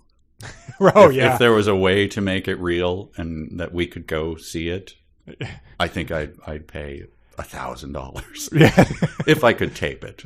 Right. We'd ignore the dirty looks from the people with simple plan written on the butt of their miniskirts and sit in the back. And we would get so many double birds flung at us because we're preps, but I think it'd be worth it. Yeah, absolutely. But Draco makes some amazing entrances throughout this. He's already suddenly burst into a classroom naked, but he suddenly jumps out from behind the wall. And I don't know what he's upset about here. Going out with Vampire, I guess. Then he runs out crying. People make a lot of running in and out too. But then Dumbledore shows up and says, "What have you done?" He started to cry wisely. Ebony, Draco has been found in his room. He committed suicide by slitting his wrists. So I just said, well, let's go to the videotape here. 6 paragraphs earlier. Draco was probably slitting his wrist. He wouldn't die because he was a vampire too. So again, I think she needed her own show Bible runner here just to keep track of what she was hammering out on the keyboard. Well, she was thrown off by she obviously put a lot of passion into the author's note in the middle of that paragraph you just read, which is, "See, that's basically nut swearing, and this time he was really upset, and you will see why." What? So I think she got a lot of pushback from people who their takeaway from everything we've just discussed, these first 10 chapters, was Dumbledore wouldn't swear. They looked at this whole pile of garbage, and that was their like nit they had to pick. They didn't say this is very much like Richard III, but it veers from it in these specific ways. They said that he wouldn't swear. So yeah, I think that's sort of her. I had a headache, and that's why he was swearing type of thing. Oh, so now she's calling out the haters and saying, "See, he's not swearing here." Wow, you're even following the meta stuff going on here, and I'm not. I'm not even on the ground floor yet. Wow. Okay. Yeah. All right. So then, chapter 11 opens with a fiery denunciation. Yeah, I have the note. Probably the best chapter yet. Oh, okay. I look forward to this. What is the denunciation? Well, I said, SED, stup, flaming up preps. See if this chapter is stupid, 11111. Okay. It deals with really serious issues. Oh, yeah. So just laying down and then there's kind of a thank you to Raven. Again. Okay. Yeah. Raven Willow? Raven is, Willow has not been in any of the next 10 chapters, but yeah. Okay. That's who they are. Here's a sonic challenge. Pronounce this. HLEPING. Hlapping? No. Hlaping. Hlaping. It's like the what was the villain in the last book? How to out? Oh yeah, I don't remember. I just remember there was no way that we were sure about how you pronounced it. All right. Anyway, thank you for hlepping me. Hlaping. Yeah. But yeah, the Bloody Mary tried to comfort her, but she ran to her room crying. Dumbledore chased after me shouting, but he had to stop when I went to my room because he would look like a perv that way. So it's a smart strategy. I mean, I guess the rooms are segregated. No men allowed in the ladies' dorms. And again, this is this person's words, but I was alarmed by the frequent use of pervs and pedos. Is very upsetting to me. But anyway, they're in there, and so what are you going to do? Yeah. And then she yells at Snape, abracadabra? That's not what it is, right? Yeah, it's Avada Kedavra, but obviously it's meant, you could not read that in those books without thinking of the most famous magic words, abracadabra. Yes. Yeah. That's what she was playing on it, but I'm just saying this weird hybrid of the real one and right. It's just bizarre given that it's Harry Potter fanfic. Why didn't she just use it? I don't get it. I don't know. It boggles the mind, but that's actually Dumbledore who has run in. I guess he thought this was important enough that it didn't matter if he looked like a perv because the other pervs are outside, Snape and Lupin, who are videotaping her as she's changing. Oh, right. Sorry, I forgot about that. I confess when I saw that I sort of went, ugh, skimmed over it. Okay. But he says abracadabra. She took out his gun and she took out the gun that Voldemort gave her and shot Snape and Lupin a gazillion times, and they both started screaming, and the camera broke. I'm sorry, that might have been. I don't know. Then Dumbledore runs in, so I don't know who yelled abracadabra. It might have been vampire, might have been Draco. I'm not sure. Mm-hmm. And what do you make of? I don't get the Dumbledore. Is that a? I think it's just a typo. It's a pretty, it sounds like someone's pet name for him. It's consistent, except for when it's spelled like it should be spelled. So yeah, E and Y aren't that close to each other. So but it just sounds. It's like Dumbledore. Yeah, because Dumbledore is full of dignity and is so normal. If that just existed in a vacuum. Well, look, I mean, we're in the Harry Potter fanfic world, I bet, but Dumbledore is a bridge too far. They're all here. Those guys have been shot a gazillion times. Who's Lupin? Lupin is, I believe, David Thewlis's character who could turn into a werewolf. That would be Lupin to be Lupin. Yes, okay. Yeah. And this is spelled as though one is looping into something without the G. This is Lupin. Okay. It sounds like an 80s movie about like either BMXers or DJs or something. Lupin. Yeah, like there's an upcoming movie, Lycan. Mm-hmm. Right? That we're going to do at Rift Tracks. And I think both you and I were confused just the way it was being pronounced. It's like the tree moss? The symbiotic moss. Okay. I'm looking forward to that. That'd be fun to watch a lichen grow slowly on someone's face. How they make that scary. Yeah. But it was lycanthrope, right? Lycanthrope, of course, yes. Damn it. It's going to be so much worse. But so this is where the Satanism really comes in. Hagrid ran outside on his broom and said, "Everyone, we need to talk." So he comes in like a assistant principal turning his chair around backwards after a gazillion shots have been fired and faculty has been spying on a underage girl changing. We need to talk is the solution there. What do you know, Hagrid? You're just a little Hogwarts student. He is neither little nor a student. And he says, I may be a Hogwarts student. Hagrid paused angrily. But I am also a Satanist. And then everyone just that's like a huge dramatic reveal, but people just sort of move on. Well, Snap doesn't move on. Snap says, this cannot be. Snap said in a crisp voice as blood dripped from his hand where Dumbledore's wand had shot him. There must be other factors. To which I guess she replies in all caps, you don't have any? I yelled in madly. Oh, man. Utter chaos. Well, do you have the next line there? I felt faint. Is that it? No, it's so you don't have any. I yelled in madly. Lupin held up the camera triumphantly. Oh yeah, I like triumphantly was a hell of a word to coin. Yeah, triumphantly. So the camera was shot a gazillion times, but it still worked. So I guess they're going to blackmail her. And but what did Snape say crisply?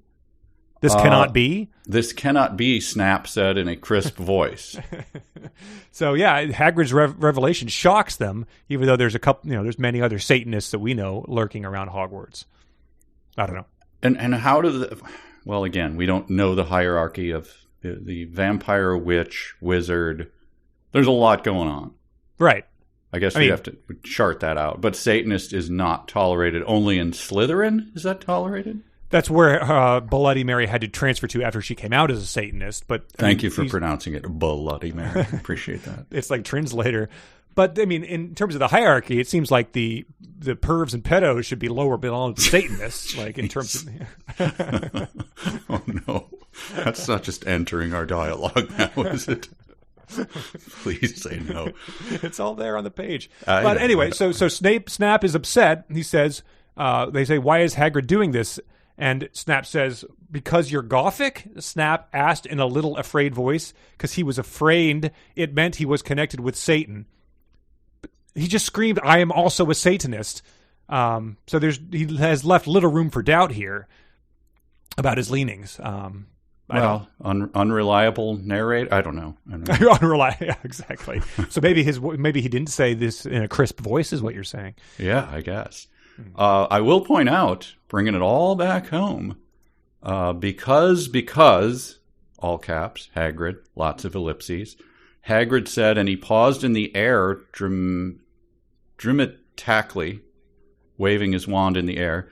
Then swooped he in, singing to the tune of a Gothic version of a song by 50 Cent. Oh, so wow! Look at my yarn wall has just grown there. Yeah, this goes all the way to the top, people. That's right. And the top is Sex Man.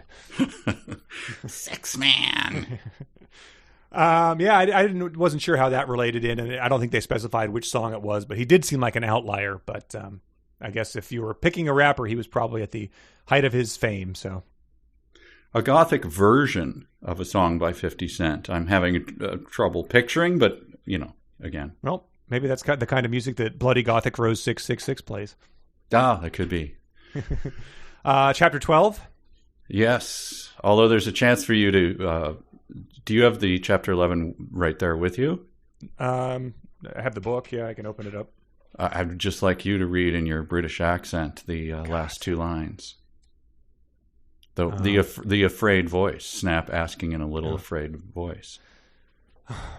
Do it. Come on. I'm trying. I got to wind up. Yep. You know you want to.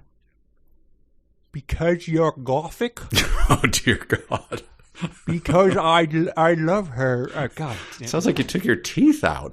Well, that's what they sound like to me. I was tucking my lower lip over my teeth. You sound like a bald knobber teeth. there. All right. Chapter 12. Yeah, we had to pick up the pace. Okay. This is vampire. His scar turned back into a lightning bolt, but Ron changed it into a pentagram, and he covers it up with foundation. But it doesn't really. I think that's his signal that Voldemort has returned. Okay, and this is where we get the first appearance of the eyes described as red whites. Yes, that was very puzzling. Wow. Right? Like there was a couple. I didn't know it was. Yeah, like eyes kind of rolling back or something. I didn't understand that.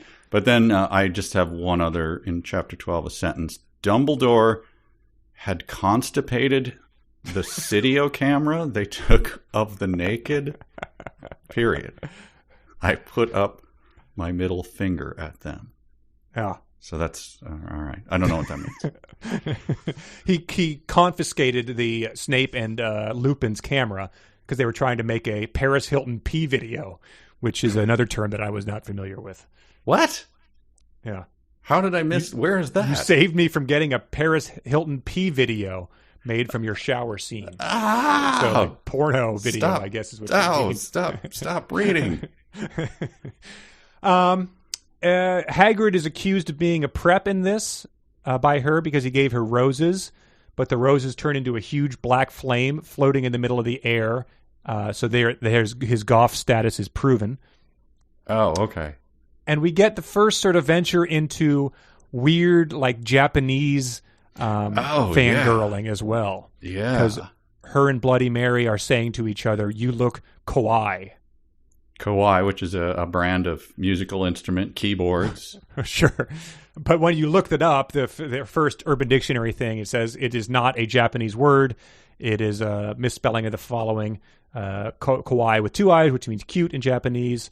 And it just, third definition is, I'm a crazy fangirl who does not care or look into the actual Japanese language. So I guess that's probably that was a live journal staple, I'm guessing. Okay. Well, we have Japanese listeners, right? Because we realized that during our last book. Yeah, right. Exactly. Corrected the what was his name? Not Tankado. I mean the other guy. Numataka. Numa. Yeah. Yeah. So. Okay. Well, hopefully they can put that right. But all right. So Kawaii, and then what's the other one? They have one coming up later. I'm not sure if I wrote it down because it was like longer and harder. But yeah, that's their deal. She encounters Harry in the Great Hall sucking some blood from a Hufflepuff. So that's the first like active vampirism we get. But I just thought that was the second mention of Hufflepuffs is they're literally just a dead body for other people to feast on, which is pretty much their role in the other books. It's like, yeah, some Hufflepuff kid got killed by a Death Eater. How's Ron doing? Yeah, right. Let's get back to real life here. Yeah, but that's, I mean, that pretty much makes him full out evil, right? He killed another student. Killed a human being. All right. But then, so they start getting busy, and then McGonagall bursts in and does another Hogwarts adult thing that I really want to start using in my everyday life. All caps. Stop it now, you horny simpletons. And that's Professor McGoggle. Oh, yeah, sorry. Who I believe is like a chain franchise of welding T.W. wares. McGoggles, yeah. Yes. Or a good time eatery. I used to do when I did stand-up, I would challenge people like, how long can I make up names for fake fern bars before you stop me? I would just do like TJ Willy Whackers. And then when people stopped laughing, they'd go, stop now. It's like, okay, I'm done. God. Hey, look, man. Yeah, McGoggles is a good one for that. You had to fill 25 minutes. And this chapter had twice him saying, my scar hurt, and Voldemort, I had a vision of what happened to Draco. Voldemort has him bondage. And that happens at the beginning and end of the chapter. That sort of copy and paste text, which we saw happen, obviously in Dwight David Thrash, happened once or twice in Shadow Moon, and it's happening again here. Oh, man. Yeah, well, cut and paste of you could only see his red whites again. I think that's twice. Weird. Chapter 13 is I have a short note. The first thing I have is Dumbledore doing the adult speak again. They come to ask him for some help, and he says, "What is it that you want now, you despicable snobs?" He asked angrily. I just had, for that one, my favorite description of, what was the, hi, you flirtily, said hi flirtily, right? Oh, yeah. Here's the follow-up to it. Sonic challenge for you. No, he said meanly. So could you give me a rendering of that? You can do it in... do it in your British accent. Right. No. All right. Maybe take your teeth out and try it again. All right. So he gets angry, but then he starts to cry tears of blood. So it's just constant emotional whiplash for even the adults in this book. Then he had a brainstorm. And what his brainstorm is he casts a spell and sends them to Voldemort's lair. Where, I guess, because they've been told that he has Draco in bondage. Oh, right. And this is where he's a very, very curious version of the spell casting. Oh, yes. Alla Cadavra? Uh-huh. Wow. Okay. And they heard that voice say, Allah Cadavra, and then it was, 127 periods, Voldemort. But the suspense of that is sort of undone by the fact that 2 sentences earlier, they were cast a spell and sent to Voldemort's lair. Yeah, that does sort of, the lead is out there already. There's no suspense. But chapter 14, very strong warning. Okay. Warning, all caps. This is after XXX666. Warning, some of this chapter is extremely scray. Our excretion advised. So, that is the Mr. Yuck sticker on this chapter. Look out. Yeah, Mr. Yuck meets like the Crypt Keeper from Tales from the Crypt in terms of... This chapter is extremely scray. Our excretion advised. So please excrete and then read on. So there's Snake Tail. I think it might be Worm Tail in the real book, who is, for this purpose, is 16. He says they start shooting him with the gun, and he says, "Rid my sight, you despicable preps."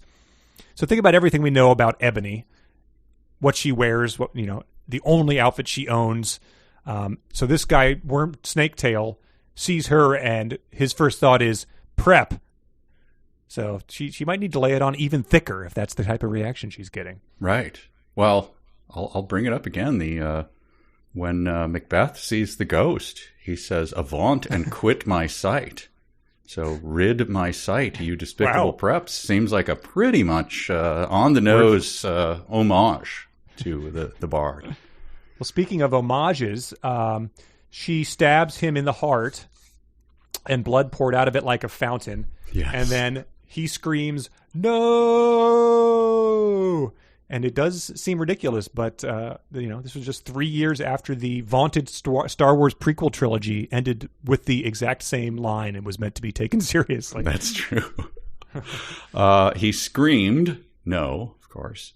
He started screaming. Well, he had already been screaming and running around. Then he fell down and died. So I think that's... Oh, I wish Sounder had ended that way. Or yeah, right. So. Old Yeller. And then she burst into tears, sadly. Yes.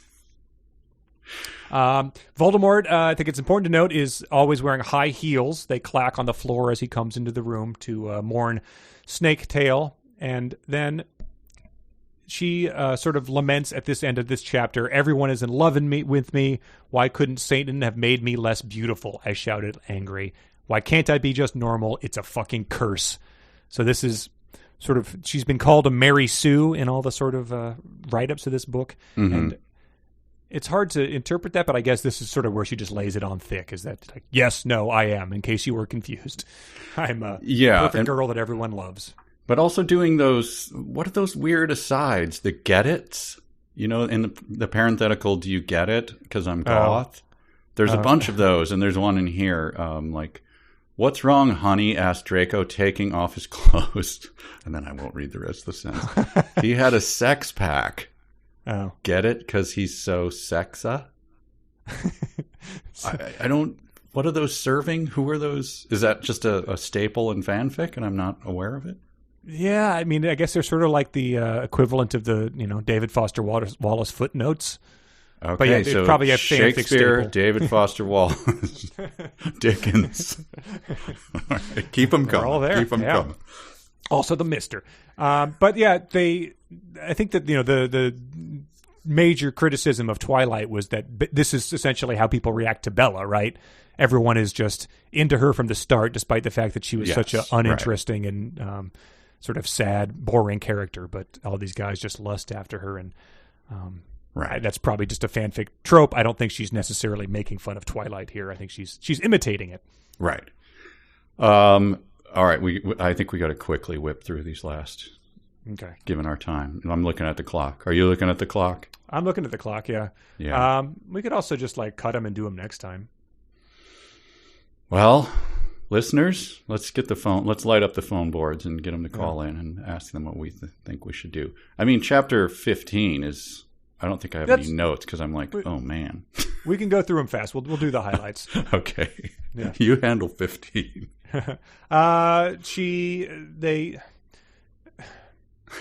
Sorry, I'm checking it out. They go to they see they start to kiss like Hilary Duff. She says, "I fucking hate that bitch," and CMM in A Cinderella Story. Yes. CMM is Chad Michael Murray. I have not seen Cinderella Story, but it seems like she might be protesting a bit too much at this point with the Hilary Duff hate. Yeah. But then they see a poster saying that MCR would have a concert in Hogsmeade right then.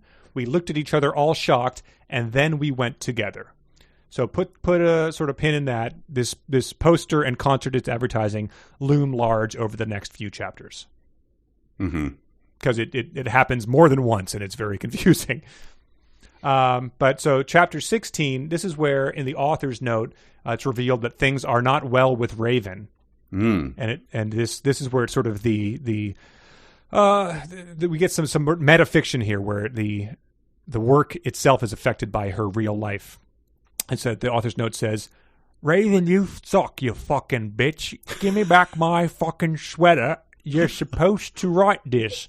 Raven, what the fuck, you bitch? You're supposed to do this." Wow. You sound like the maybe the grandpa in A Hard Day's Night, the Beatles.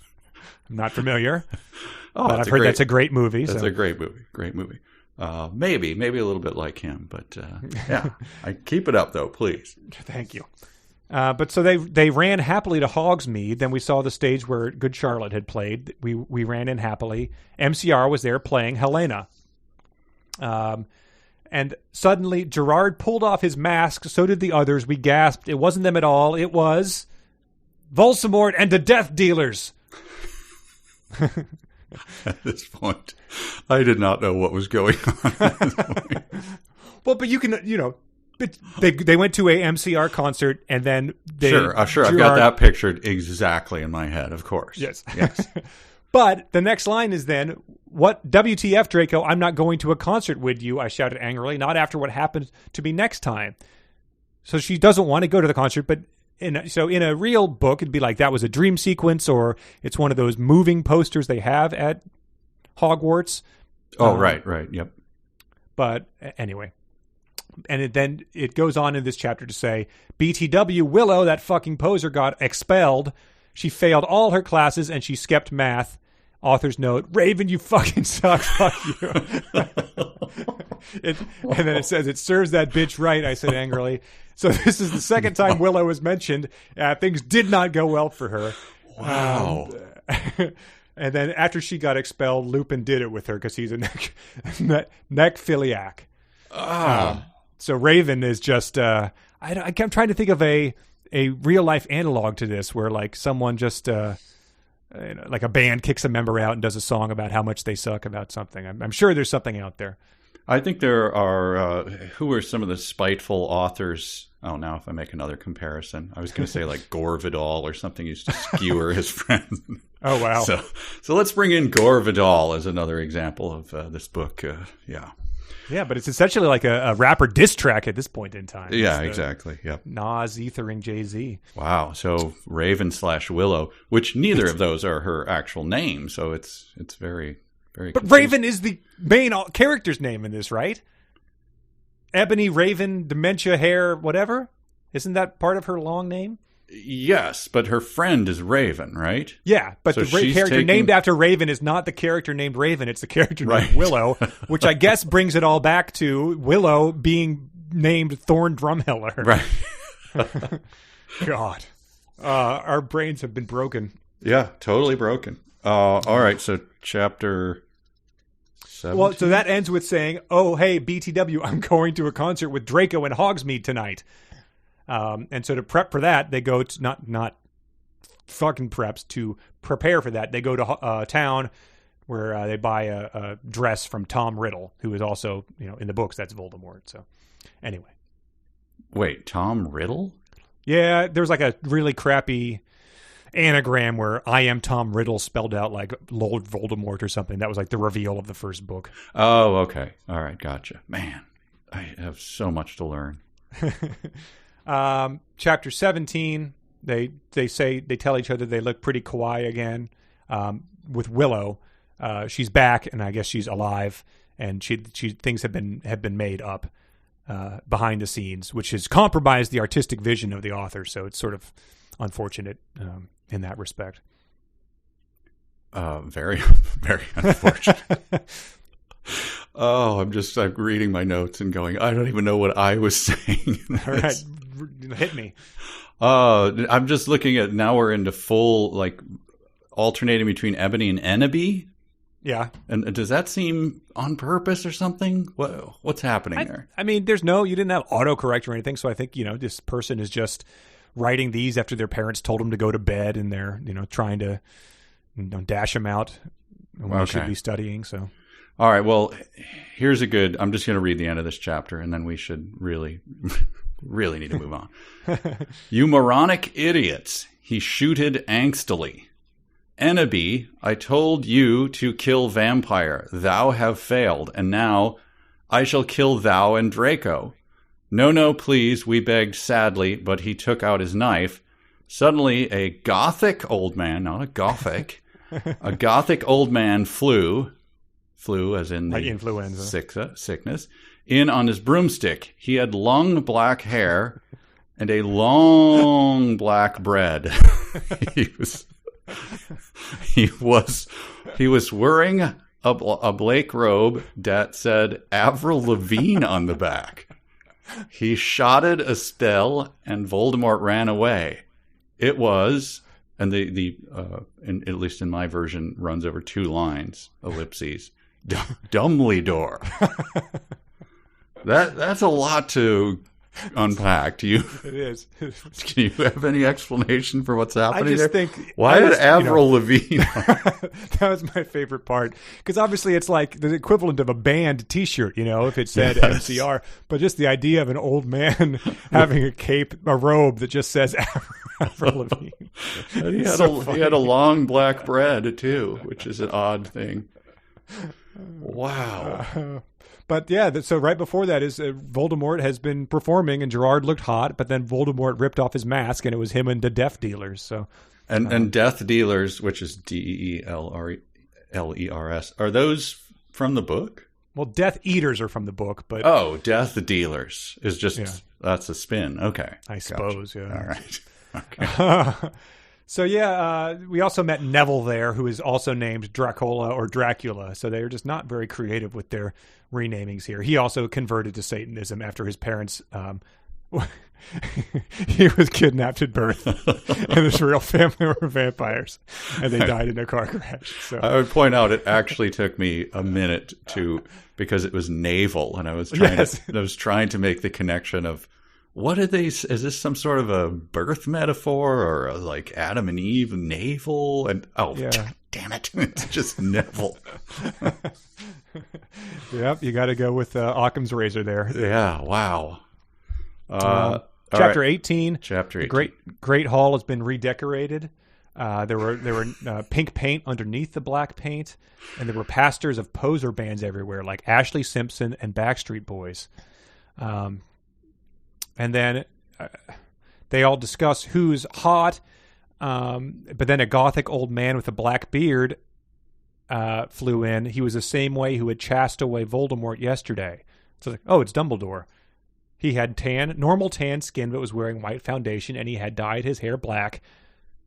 Many period ellipses. Dumbledore, we all gasped. So they are not the brightest bulbs in the barrel, but I guess last chapter they were smoking crack before the concert, so it could explain some of that, I guess. I will point out the line that you read. He had normal tan skin, which I don't know what that, but he was wearing white foundation and he had died. So, oh my God, he's dead because it's spelled died. Right. His hair, like the rabbit, black. So that's a lot of mistakes in one sentence. Yeah, well, that could explain why they didn't recognize him. So yeah, it's he says I've given the room a makeover. What do you think? And everyone from the poser table in Gryffindor started to cheer. So I just liked that there was a poser table. It's not a term I've used since probably middle school, but do the posers know they're at the poser table? I'd like them to dig deep. But then we get a really good how do you say it? Bon mot. Just a little interjection here from Willow. She says, "I bet he's having a midlife crisis." So I'm just glad Willow is back. She's throwing in some one-liners here. So his midlife crisis was to put white makeup on his normal tan skin, and to paint the room. It looked like he painted the room, but then he painted over it because you could see the posters underneath the black paint of posers like Ashley Simpson. So she went to the Great Hall, great as in a grate in front of a fireplace. Cheese grater, yeah. There all the walls were painted black and the tables were black too, but you could see that there was pink paint underneath the black paint. Pink pant underneath the black pant, yeah. And I don't know. And there were pastors of poser bands. Yeah. So what? There are poser band pastors everywhere, so I guess the poser table's happy about that. But Dumbledore is having a midlife crisis where he is putting on a cape that says Avril Lavigne and putting up posters of Ashley Simpson in the Great Hall.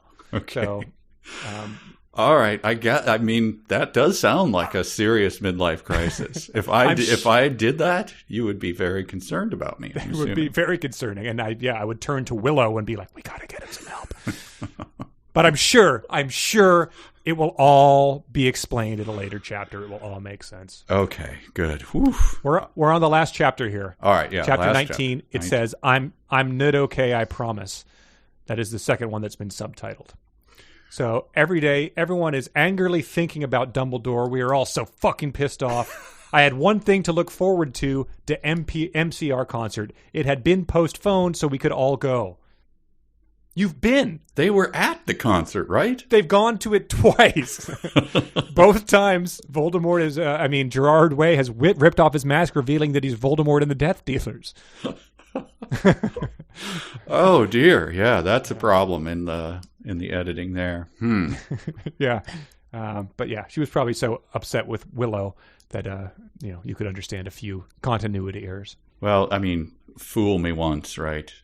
Fool me twice. But going to 3 MCR concerts does seem, it's almost like that level of the stuff that Bugs Bunny would do, where he would trick someone into moving to an island and building a house, and then they'd be putting the roof on, and they'd stop in the middle and go, "Hey, wait a minute. Right. I'm at my 3rd MCR concert, and it's him again? It's the Death Dealers. Damn it." Can they just get through one performance of the song Helena without a mask being ripped off? It's a short chapter. So what happens in 19? She took out a cigarette and starts to smoke pot, but then Hagrid appears and she angrily drops her pot. And then he asks what she's wearing to the concert. But she's shocked. You know who MCR is? Wow. What, you know who MCR is? I gasped. And it's like, one, I have a pretty good picture of what she's going to be wearing to this concert at this point in time. She's not going to be wearing the hot dog costume from I Think You Should Leave or something like that. She's going to be. And number 2, like, please tamp down the dramatic reactions. Like, Hagrid is an admitted Satanist. He's probably a goth as well. He probably knows who MCR is. Right. My God. Here's a couple parentheticals, though, that I might need some help with. This is describing Draco. I never know what to say. Yeah. Draco or Noir. Draco. I don't know. Draco. Yeah. He was wearing black baggy pants, a black MCR t-shirt, and a black dye. Get it? Instead of tie, because I'm gothic. I don't get it. I was wearing a black leather low-cut top with chains all over it, a black leather mini. With chains all over it, a black leather mini. Black high-held boots and a cross-belly fing. My hair was all up in a messy, relly high bun like Amy Lee in Gong Under. Email me if you want to see the pic. So the 2 parentheticals just confuse me. Well, I don't get it. And a black dye. Oh, black dye. Just death? Yeah. Because I'm goth. Oh, God. If she's going to make pun jokes, it's important to clean up the spelling errors and the things that are not pun jokes. Right. Yes, because that's a lot of misleading going on there. But I want to say you are on the record. If you want to see the pic of Amy Lee, they should just email you. Okay. Please. I'll get inundated. Oh man, we're gonna have to make a playlist of all the songs that appear in here, a Spotify list, and share them with people, so we can be up to speed. And that's I think that says Hagrid says, I just saw there was a concert that a lot of the goths and punks were going to. Anyway, Draco has a surprise for you. And so we end on a cliffhanger. What will his surprise be? Aren't we just seen him though, right? They've been to the concert twice, yes. I mean, he's also died, and he's in her band. So it's hard to say. It's hard to say what a surprise could be. Although, based on what we know is upcoming, maybe he's knows what Marty McFong is dong, or whatever it was. So that is coming up. Oh man, that is one of the most perplexing things that I've ever attempted to get through. It lives up to the warning I issued 14 years ago. I think we are all dumber, but it was pretty fun. Whew. Yeah. All right. Well, I'll try to read more closely next time. You can understand how it's not necessarily in my wheelhouse as a book. Yeah. There's a lot. Yeah. I mean, if this were a book about, you don't have to explain how it's not in your wheelhouse. I think we can acknowledge that we don't endorse or support anything in here. Well, I think if the author is listening and wants to write another book about like Rush documentaries or Richard III or Macbeth or Dickens, I'd be up for that. Yeah, it could be a worthwhile contest. Is rewrite a classic of the canon in this style. Sure. Yeah. If you have those, email them in. We can, if you rewrite any of these great things, books we're all familiar with, we can do a separate mailbag of those, I would say. That would be fun. Let's do some quick dumb sentences. We'll save emails for separate things. This is way too long. A sentence begins with a capital letter. A capital letter is a letter that's big. A capital letter is not a small letter. A capital letter is big, big, big. A sentence ends with a period or an exclamation or a even question. doing dumb sentence of the week is kind of... I think we did have people say I submit the entirety. Yes. Someone suggested we do a insane or normal sentence of the week. Melody suggested most sane sentence of the week. She did not submit one herself, though, so you issue a big challenge like that, you got to rise to the occasion here, because I don't know what I would pick. Yeah, that's a good question. Are there any sentences that could be in a real book? I guess would be the challenge. Maybe a few. Sure. I woke up the next day in my coffin. I see in my vision right here that, okay, I guess that could be in a book. Sure. Not a good book, but no. I confessed. That's a sentence. Anyway, these are the dumb sentences of the week. We will do these. A lot of these are by our Patreon supporters. Thank you, everyone on Patreon, patreon.com/372pages. This first one comes from Elizabeth. We talked to each other in silence for the rest of the movie. That was glossed over. That was when they were watching something that was hard to even decipher, but it turned out to be The Nightmare Before Christmas. Oh, right. I think that was Bloody Mary and Ebony watching that. Justin submitted, "Hi, Draco," I said in a depressed voice. Hi, Draco, with an exclamation mark. Josh submitted, "I may be a Hogwarts student," Hagrid paused angrily, "but I am also a Satanist." That was a Hall of Famer. IJC submitted, "Vampire was in the hair of magic creatures." He said, "I don't know quite what that sentence is supposed to mean, and I'm not going to try and figure it out." You could append that to just about every sentence. Amanda submitted, "In the Great Hall, I ate some Count Chocula cereal with blood instead of milk and a glass of red blood." She said, "That's not any stupider than others, but it was chosen by virtue of being the first sentence I felt compared to show with my husband." Heather submitted, "Stop it now, you horny simpletons." Oh, man. There's got to be that's got to be used in real life by people. Andrew submitted, Voldemort got the "dude, you're so retarded" look on his face. He said, "I'm surprised he can pull that look off despite not having a nose." Janelle submitted, "Then he put his thingy in my you-know-what, and we did it for the first time." She said, "Just imagine if this person also wrote the Mister, it would have been so much better." And Justine submitted, this was, the other one. Haji May Mashite girl, she said happily. "She specs Japanese, so do I. Dat means how do you do in Japanese." I have my doubts. Yeah, I seriously doubt it. What do you have? I mean... I just lost it. Read yours and I'll find it. I was scrolling. I have two that we didn't cover. "Joel is so fucking hot," I said to Draco, pointing to him as he sung, filling the club with his amazing voice. And then I have this one, because this is the one that could turn up as a normal sentence. Anyway, you need the context. "Anyway, I went downstairs feeling all sad and depressed as usual. I did some advanced biology work." So, just a reminder that she is a student and they are taking classes. That's true. Well, mine would be, and again, it's tough to do. It's tough to read. It's also got that visual aspect to it. But it is Bloody Mary, spelled with an I, nodded enreggetically. OMFG, totally, let's go shopping. So that's, I mean. What is it supposed to mean? I think it's supposed to say Bloody Mary nodded energetically, but it's half of them are uppercase and half of them are lower, and then it's horrifically misspelled as enreggetically. OMFG, totally, let's go shopping is all just mashed together. So. Enreggetically sounds like something from like a Dr. Demento song or something. Oh, wow. That is madness. Yeah, talk about brain cells that I'm now lacking. Oh, well, that was fun.